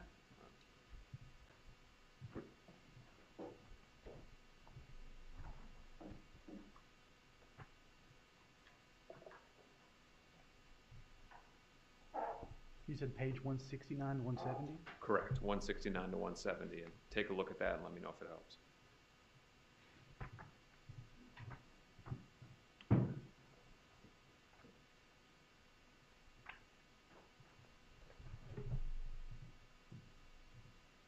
Both pages?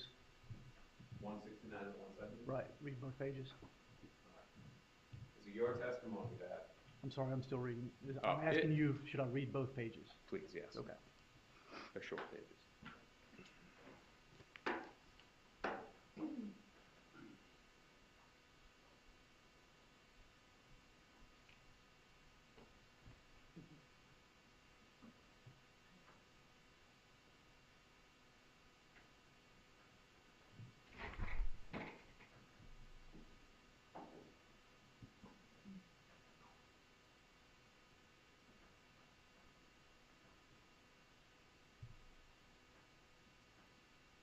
Okay, That help your memory? it does. Your Honor, if it's okay with the government, so we can just leave that up there? Any objection to that, Ms. Kaplan? No, sir. All right, you can just close it and then we'll reference it as needed. Is your testimony that if somebody is in state custody and an FBI agent goes inside to meet with them, that they're not to record it? That's correct. Okay. That's not law though, is it? It's just policy. That is policy, correct. Now, Tallahassee Police Department, they have a completely different policy, right? Correct. You interviewed several people with investigator Sherry Bennett, Yes, we did. all out of custody. I don't remember if there was ever anyone. No, I'm gonna give you the list. Oh, okay, There was people that you met with that were out of custody, right? correct. Jessica Rodriguez, Yes, Juna Mchinda, yes. Samantha Shez Magbanua, I believe she was in custody. Francis Magbanua. Yes, Okay. Now, all of those are recorded, correct? I believe so. All right. So just because there is an agent there doesn't mean, hey, it can't be recorded, because if there's another department there, they can do whatever their department allows, right? Correct. You'd agree with me that a recording is more accurate. It's word for word. I mean, you can hear the inflection. You know the exact words, correct? Sometimes, depending on the situation, yes. Reports, like the one that you did for Yindra Velasquez, those are summarized, right?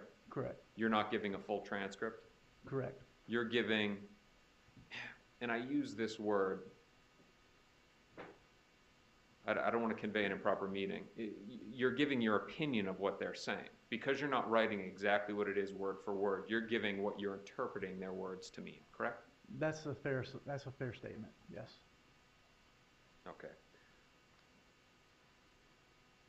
Let's talk about Rivera in his plea agreement. You'd agree with me that he agreed to give the truth and the whole truth, correct? Correct. Now, as a disclaimer here, and I'm gonna put it in the form of a question, you understand that I'm not arguing that Luis Rivera was not involved, right? You understand that? I haven't heard your argument yet. Okay, so you understand that I agree that he was there and he was with Sigfredo Garcia and the two of them killed Professor Markel. Okay. Okay? Now, that goes into the topic that you had on direct examination. And you brought up the fact that he knew certain facts, like that Professor Markel was leaving town and the bullet hole in the drug dealer. Do you remember that? Yes. All right.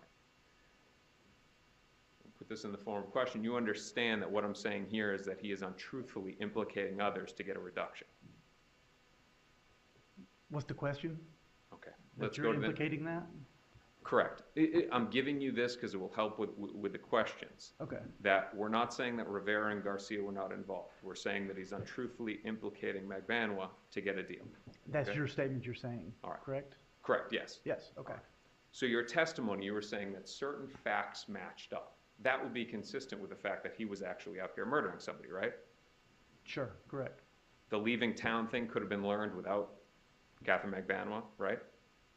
I don't know. If there's direct connection between Sigfredo Garcia and an Adelson, information can flow between an Adelson and Garcia, correct? If there was that contact, then yes. Good. Okay, the bullet hole. Rivera in the car with Garcia, that doesn't involve Miss Magbanua, correct? Correct. And this drug dealer, who I don't know if he's coming in this week, that has nothing to do with Miss Magbanua, right? No, it doesn't. All right. So you're also aware of Luis Rivera's inconsistencies in his testimony, correct? A couple of them. All right, so let's go over those. You're aware that there's an inconsistency of when he found out it was a murder. Object to improper impeachment.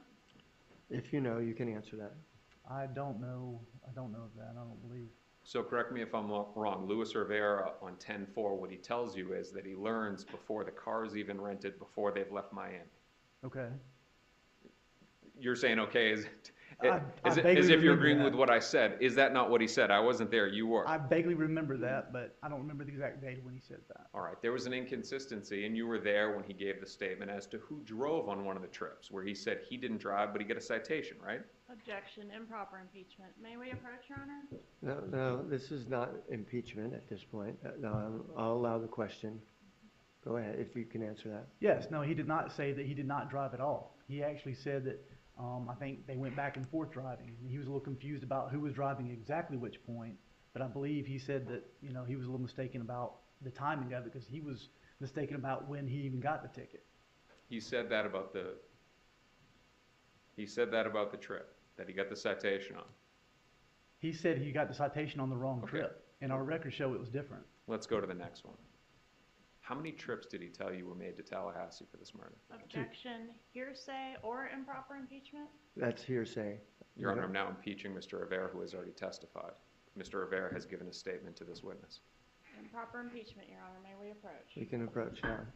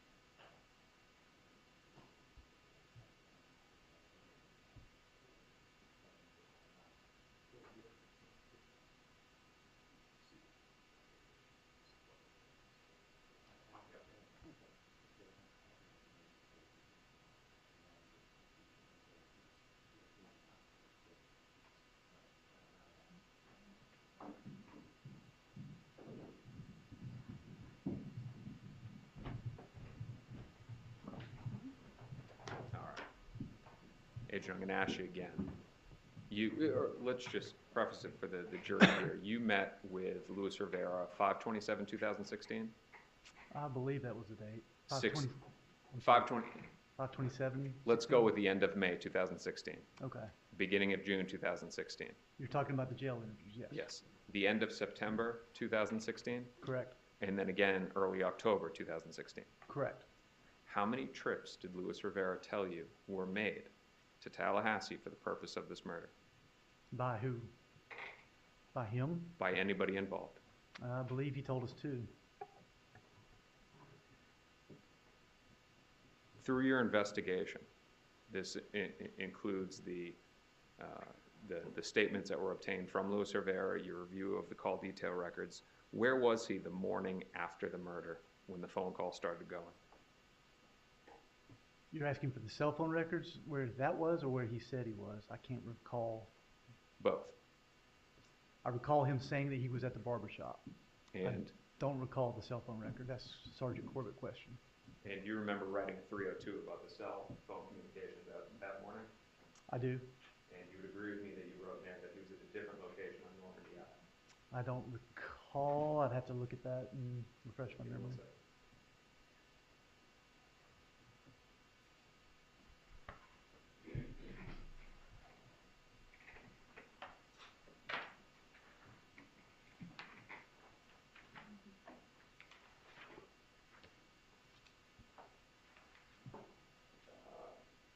His report, bottom left, the 302, bottom left-hand corner, January 20th, 2016. May I approach, Your Honor? Yes. All right, take a look at this. Yes, sir. I don't know if that helps out. Okay. Which day am I looking at? July 19th, the morning after. Okay.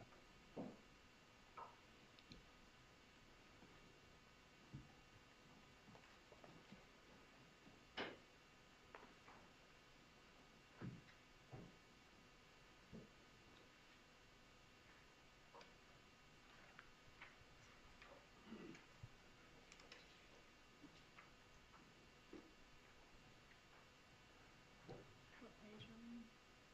719, I'm going to read the stipulation. What do you want for? 7 of 19? No, 719, 2019. That's what report he's reviewing right now? That is January 20. January 28th. Hold on, 715, 717, 719's coming up here. There you go. Okay. Does that help? Yes, sir. All right. Do you need me to ask a question again? Yes, sir. All right. Where did your investigation of the data show that Luis Rivera was that morning? The investigation showed that his phone, from my report, I saw that his phone was in the area of 79th and Byron Avenue at 10:20 a.m. But I don't believe there was any other locations that morning of Okay. where his phone was. Now, for the jury, Byron Avenue, that's on Normandy Isle, right? I believe so. It was out close to the beach. I believe that's where it is, from my And memory. that's a wholly different location than where Jessica Rodriguez lives and that barber shop is at, right? I believe it's across the bridge, yes, right across the water. And that's when the communications start, right? Communications with Mr. Rivera? So, and if it's okay with the government to give a disclaimer, that morning of 7/19, and your report I think explains it too, the report that Mr. Rivera would have had, there's a volley of communications between Katherine Magbanua trying to find Sigfredo Garcia, then Anthony Ortiz enters the mix, then Luis Rivera and Miss Magbanua communicate, right? There's a flurry of phone calls, and then Luis Rivera explains, oh, this is the morning of the alleged payment, right? So I cannot say that those were the people speaking. Those were their phones that were communicating. Okay. And you've always operated under the belief that Luis Rivera had that 8153 number, that handset with him that morning, right? Yes. Because that's the phone number that's communicating with Miss Magbanua, communicating with Jessica Rodriguez, right? Correct. And that was something that he built his testimony around, the fact that he said, I spoke to Katherine, then I spoke to Jessica, and I went back to the house, right? I don't know what he testified to today, or this week. I'm talking about the statements that you've received, not the testimony Okay. in this trial. Okay. In fairness to the jury, you're not allowed to watch that. Correct. Okay. So, who called who that morning? Who called who first? Did Katherine call Luis Rivera, or did Luis Rivera call Miss Magbanua? I don't have the complete phone records. What I did on my 302 was take what I thought was pertinent out of the phone records, because there's a lot of phone records, right.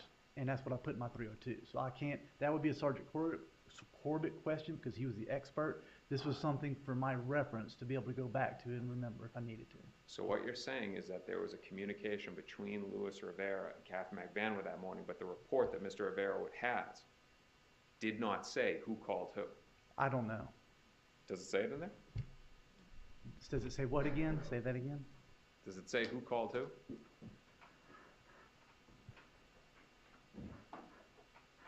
It says Rivera called Magbanua at 10:20.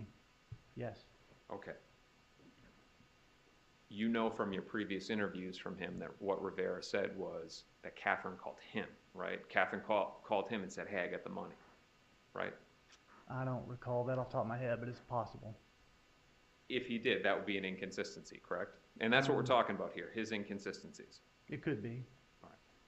Now, in your interview of him on September 30th and October 4th, he also tries to give information against Wendy Adelson, correct?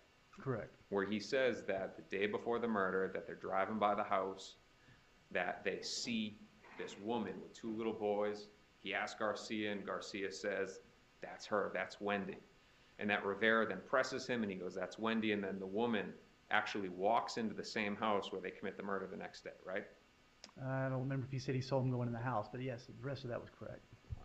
Through your investigation, you found that it was impossible that she could have been at the house that day with the boys, because the boys were in daycare, correct? I didn't find that, but the team found that, yes.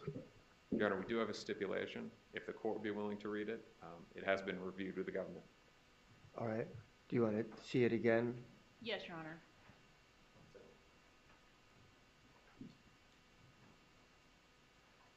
Yes, Your Honor, I have reviewed it. Okay, Second person. please.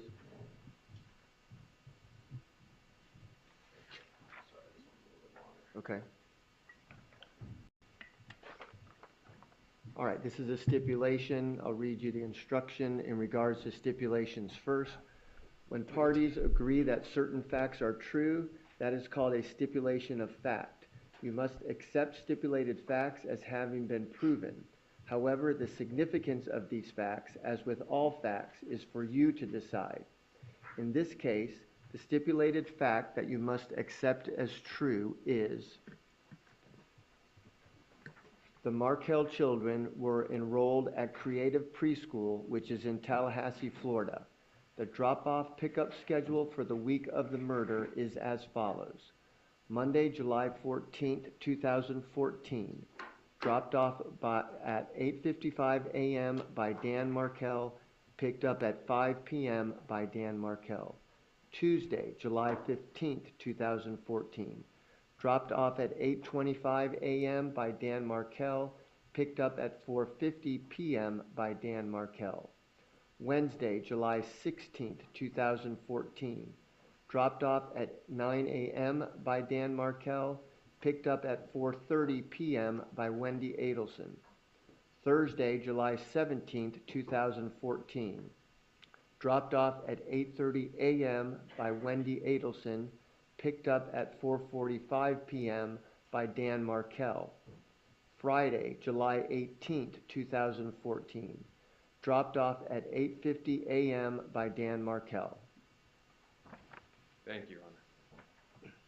Agent, that would be another inconsistency of Mr. Rivera, correct? It would be on what he was told, correct? Or what he told you. It could be, possible. Let's go back to FBI, DOJ, and the work that you do. And you said that, the hope is cooperation. You would agree with me that on the federal level, many times the goal is, on these bigger federal cases, to get people to cooperate against each other.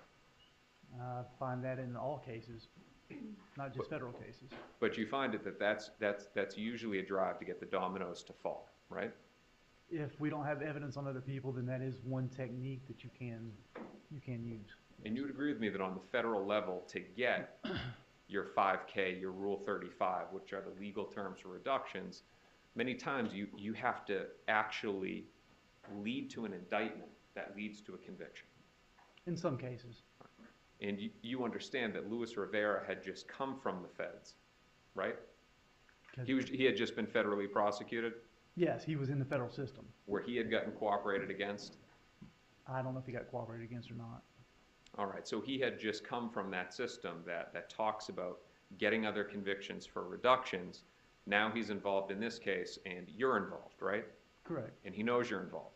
Correct. And he knows from your lapel pin and the badge probably on your hip that you work for the FBI and the credentials that you showed him. Correct. So he knows again that the feds are involved. Yes.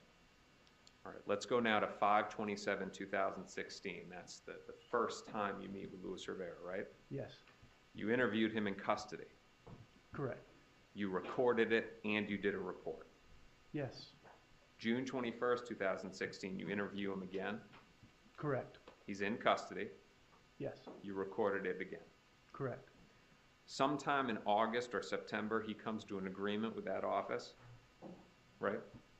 I don't know when they came to an agreement. But you do know that on September 30th, 2016, you interviewed him again. That's correct. He was in custody, in state custody.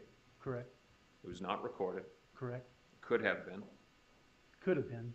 You were notified on September 29, 2016, so it wasn't, you know, a last-minute thing. You could have gotten the gear. Correct. Retired investigator Isom actually had a camera with him that was used in the van ride right after, right? No, I believe that was incorrect. All I believe right. that was somebody else's camera that he borrowed when we went on the van ride. But what I'm saying is he had it.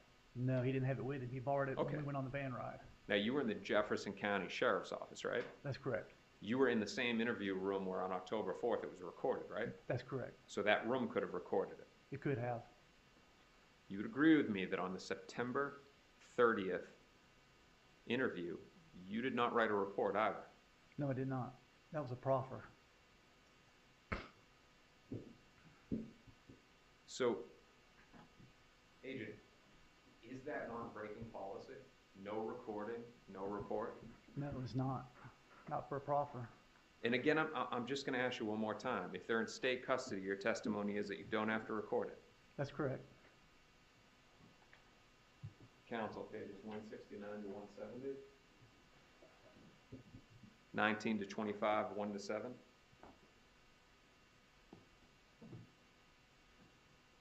Agent, you remember some years back, 2019, in the courthouse here in room 311, we took your deposition? Yes. It was myself, Ms. Kawas, I think Ms. Gatman was there. There was a court reporter.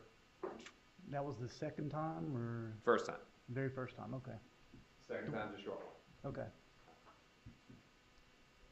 Do you remember being asked the following questions and giving the following answers?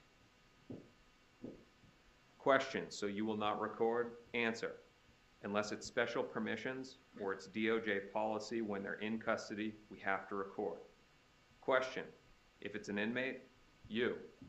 If it's an inmate, if they're in our custody, if we arrest somebody and we're going to interview them, DOJ policy is now, it's a newer policy, just a few years ago. Question, Varela was recorded by you. Answer, he was in the jail, yeah. Question by me, but not your custody. Answer, it's both. It's in custody. In our custody or in custody jail. Doesn't Yes. that mean any jail? And I was mistaken at the time, and I believe when we made those recordings, the policy wasn't even in place yet. But you didn't say that when you were asked the questions in 2019. No, you didn't ask specifically, but no, I was confused about exactly which recording, and I've gone back and reviewed the policy since then. When I asked the question to you, Varela was recorded. And this is George Varela, a.k.a. Shooty, right? Correct. And he was in state custody. Yes. And you said, and I said he was recorded, and your answer was he was in the jail. And I said, but not your custody. And your answer was, it's both. It's in custody, in our custody, or in custody jail. And I was confused at that time because I actually interviewed him the first time and did not record him, and I went back the second time when the state attorney's office asked me to record him the second time. Agent, but what you said in 2019 when asked this question is that it's DOJ policy to record, correct? And I just said I was mistaken when I told you that. I understand that. Okay. But what you told us before under oath was it's DOJ policy, right? Yes, and I was mistaken. There wasn't a jury when you were going to ask those questions before, right? No. Okay.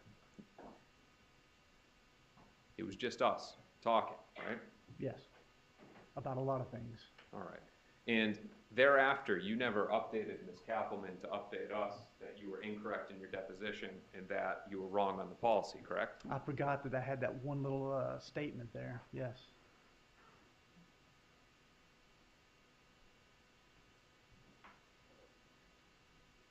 Is it your testimony that, so with George Emmanuel Varela, a.k.a. Shooty, you met with him on May 31st, 2016?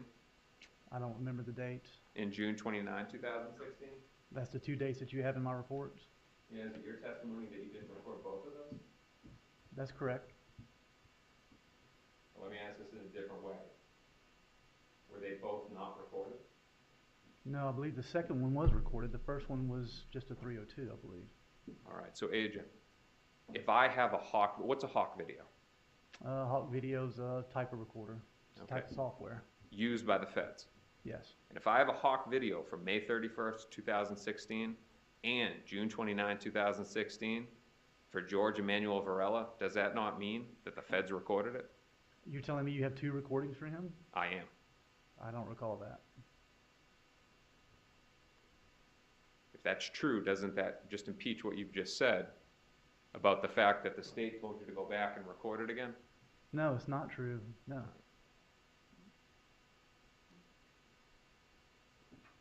But at the end of the day, you nonetheless broke policy by not writing a report about your interview of the key witness in this case, Luis Rivera.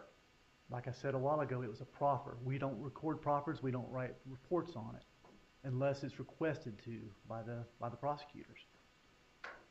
So you're telling me that it was these prosecutors that said, don't write down what he says? No, that's not what I said. They're not your boss, are they? No. You're above them. You're the FBI. You work for the Department of Justice. I do, and it's a joint case. Yes, but you do not take orders from a local prosecutor's office, do you? No, Objection, argumentative. All right, you can answer the question. I wouldn't do that with a federal prosecutor either. Their policy does not supersede FBI and DOJ, right? Right, and that was not our policy to record proffers. All right. So let's get to the conclusion on this topic. The only inmate interview in this case that was not recorded by either TPD or yourself, the only one is Rivera, correct? No, I'd like to see the recording of Varela, if you have it. Sure.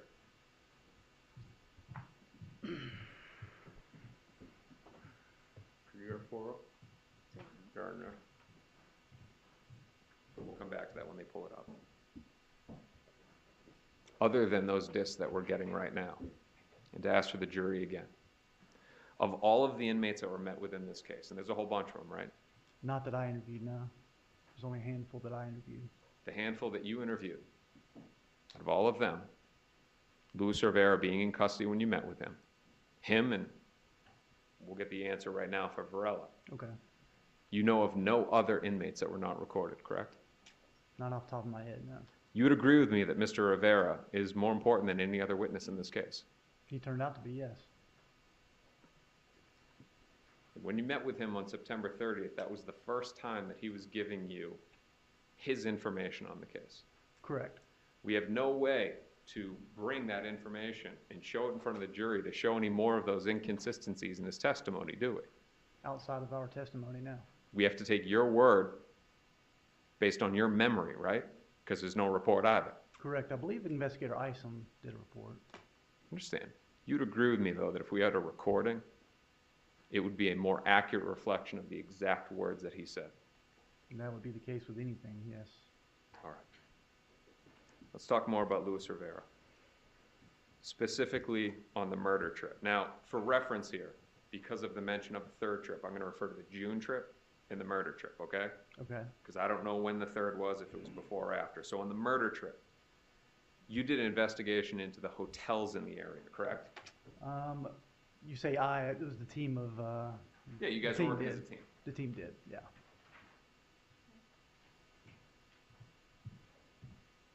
And that investigation involved going to all the local hotels and pulling all their registration cards, all their databases to find out if these guys stayed anywhere, right? At this point, you already had the names of the people, right?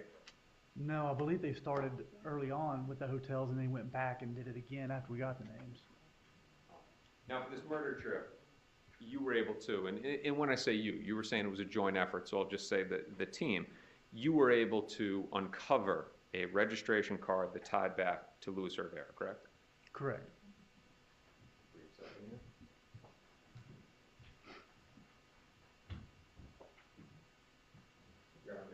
May. Page I'm showing you is for Fremar, defense 23. Okay. You know what that is, right? Yes, sir. That's the registration card for the murder trip? Yes, sir. And you know that that's a registration card for the murder trip to the hotel because you're working this case? Correct. And that's a fair and accurate depiction of the actual registration card? I believe so. I didn't collect it, but I saw it. I think it was collected. Defense offers what's been pre-marked as defense 23 is the business record certification attached. No objection, Your Honor. Be admitted as defense 23.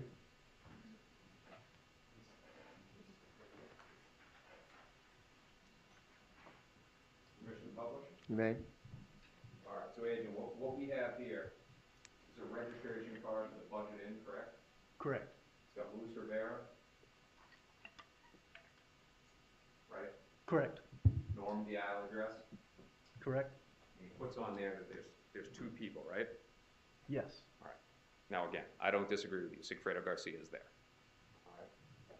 But now I want to reference to you the June trip. You don't have any hotel paperwork for the June trip, correct? I don't believe so.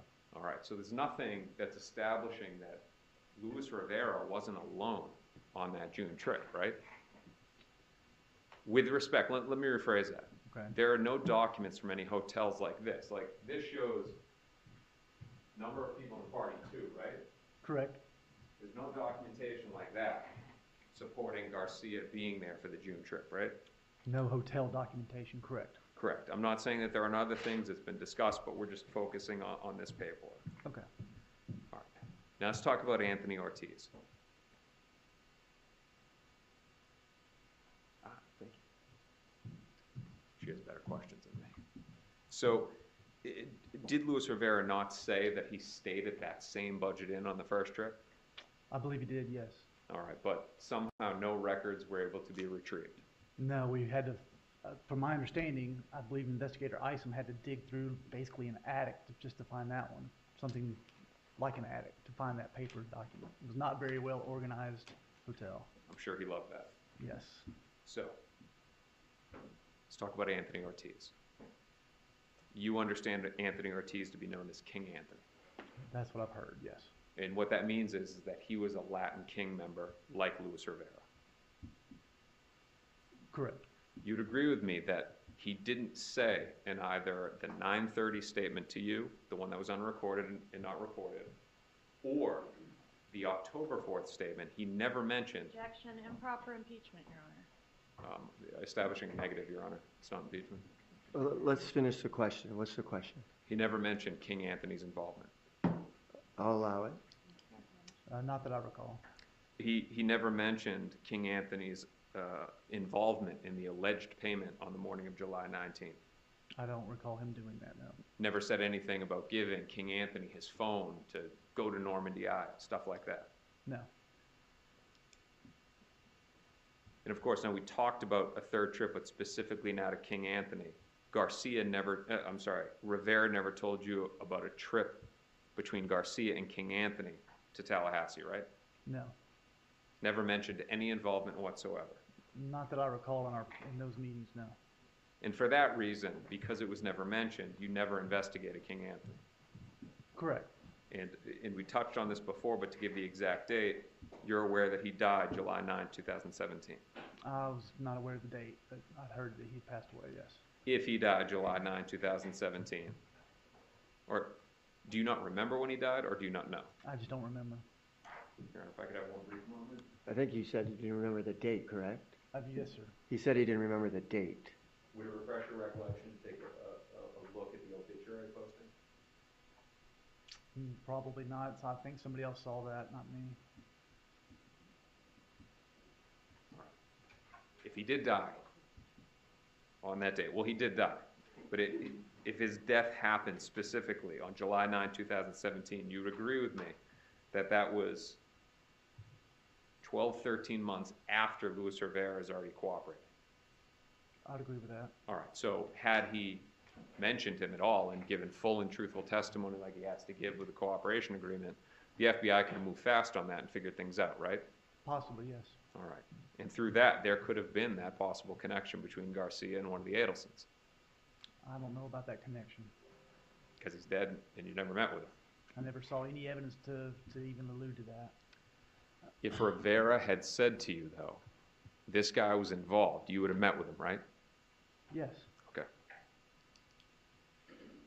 Now, Rivera never made any statements to you that on the morning of July 19th, everybody had burner phones, did he? No, I don't believe so. We touched on that a moment ago. You've always operated under the premise that Luis Rivera had his 8153 number, right? Correct. And Rivera and all of your other investigation only showed that Miss Magbanua had a 1312 number. Correct. Let's talk about Juan Marcos Vega. You've heard that name, right? I've heard it. And you know from the federal indictment that it's a co-defendant of Luis Rivera. Yes. He was a Latin King probationer. Okay. Wasn't familiar with him being a probationer, but okay. All right. Have you taken a look at Mr. Rivera's indictment? It's been years.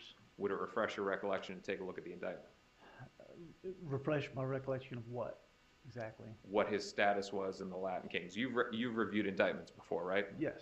You know that in all federal indictments that there's a factual section that explains who parties are, who businesses are, stuff like that, right? Yes. You read that before. Yes. If Juan Marcos Vega is a co-defendant, which you know him to be, there would be a description of his involvement in this RICO indictment within the indictment, right? Sure. I'm not contesting that he's not a probationer. I just don't remember. Do you trust me that he was a probationer of the Latin Sure. Kings? Sure. All right. Did Jason Newland, he's an investigator with Ms. Kaplan, right? Correct. So he's law enforcement but works for them. Correct. Did you receive any information from investigator Newland about Juan Marcos Vega? Not that I recall. Would that be why the FBI yourself did not investigate Juan Marcos Vega? Didn't investigate him because I found no other evidence of him being linked to any of his investigation. Well, you didn't get the evidence because Jason Newland didn't tell you, right? If he had evidence, yes. Okay. And if he had evidence and he gave that to you and said, hey, look, there's a lead here, we need to do something, you would have done something about that, right? If it hadn't already been followed up on by them, or if there was something valuable there, then yes.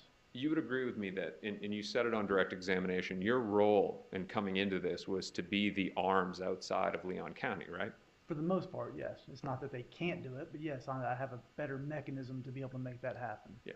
So their jurisdiction is local, whereas yours is, it's national, actually, but yours is throughout, you have an easy reach throughout the state. I do, because I have agents in other locations I can reach out to.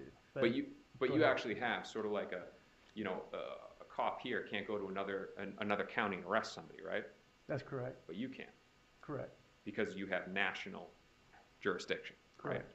So your understanding of Juan Marcos Vega is that he's indicted down in South Florida, right? Correct. And that he's located in a federal facility outside of Leon County. Yes. All right.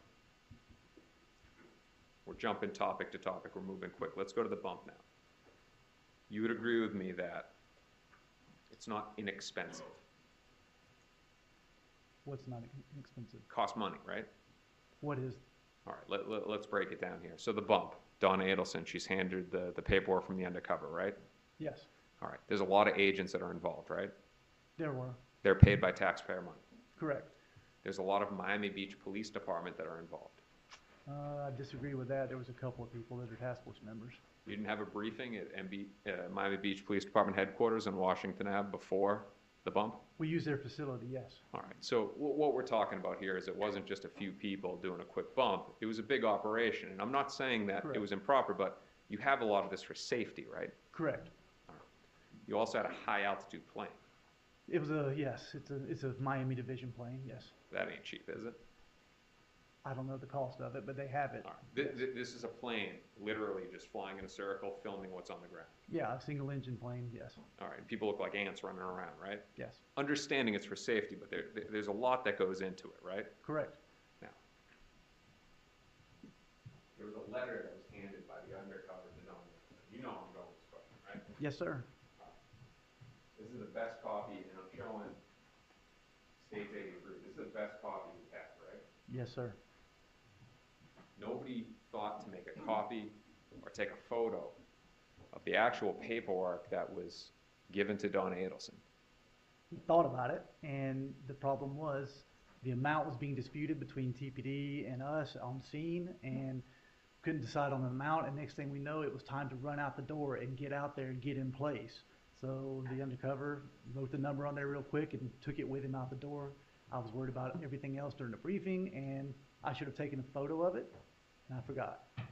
Agent, before you could answer that question, I took a photo of that on my phone.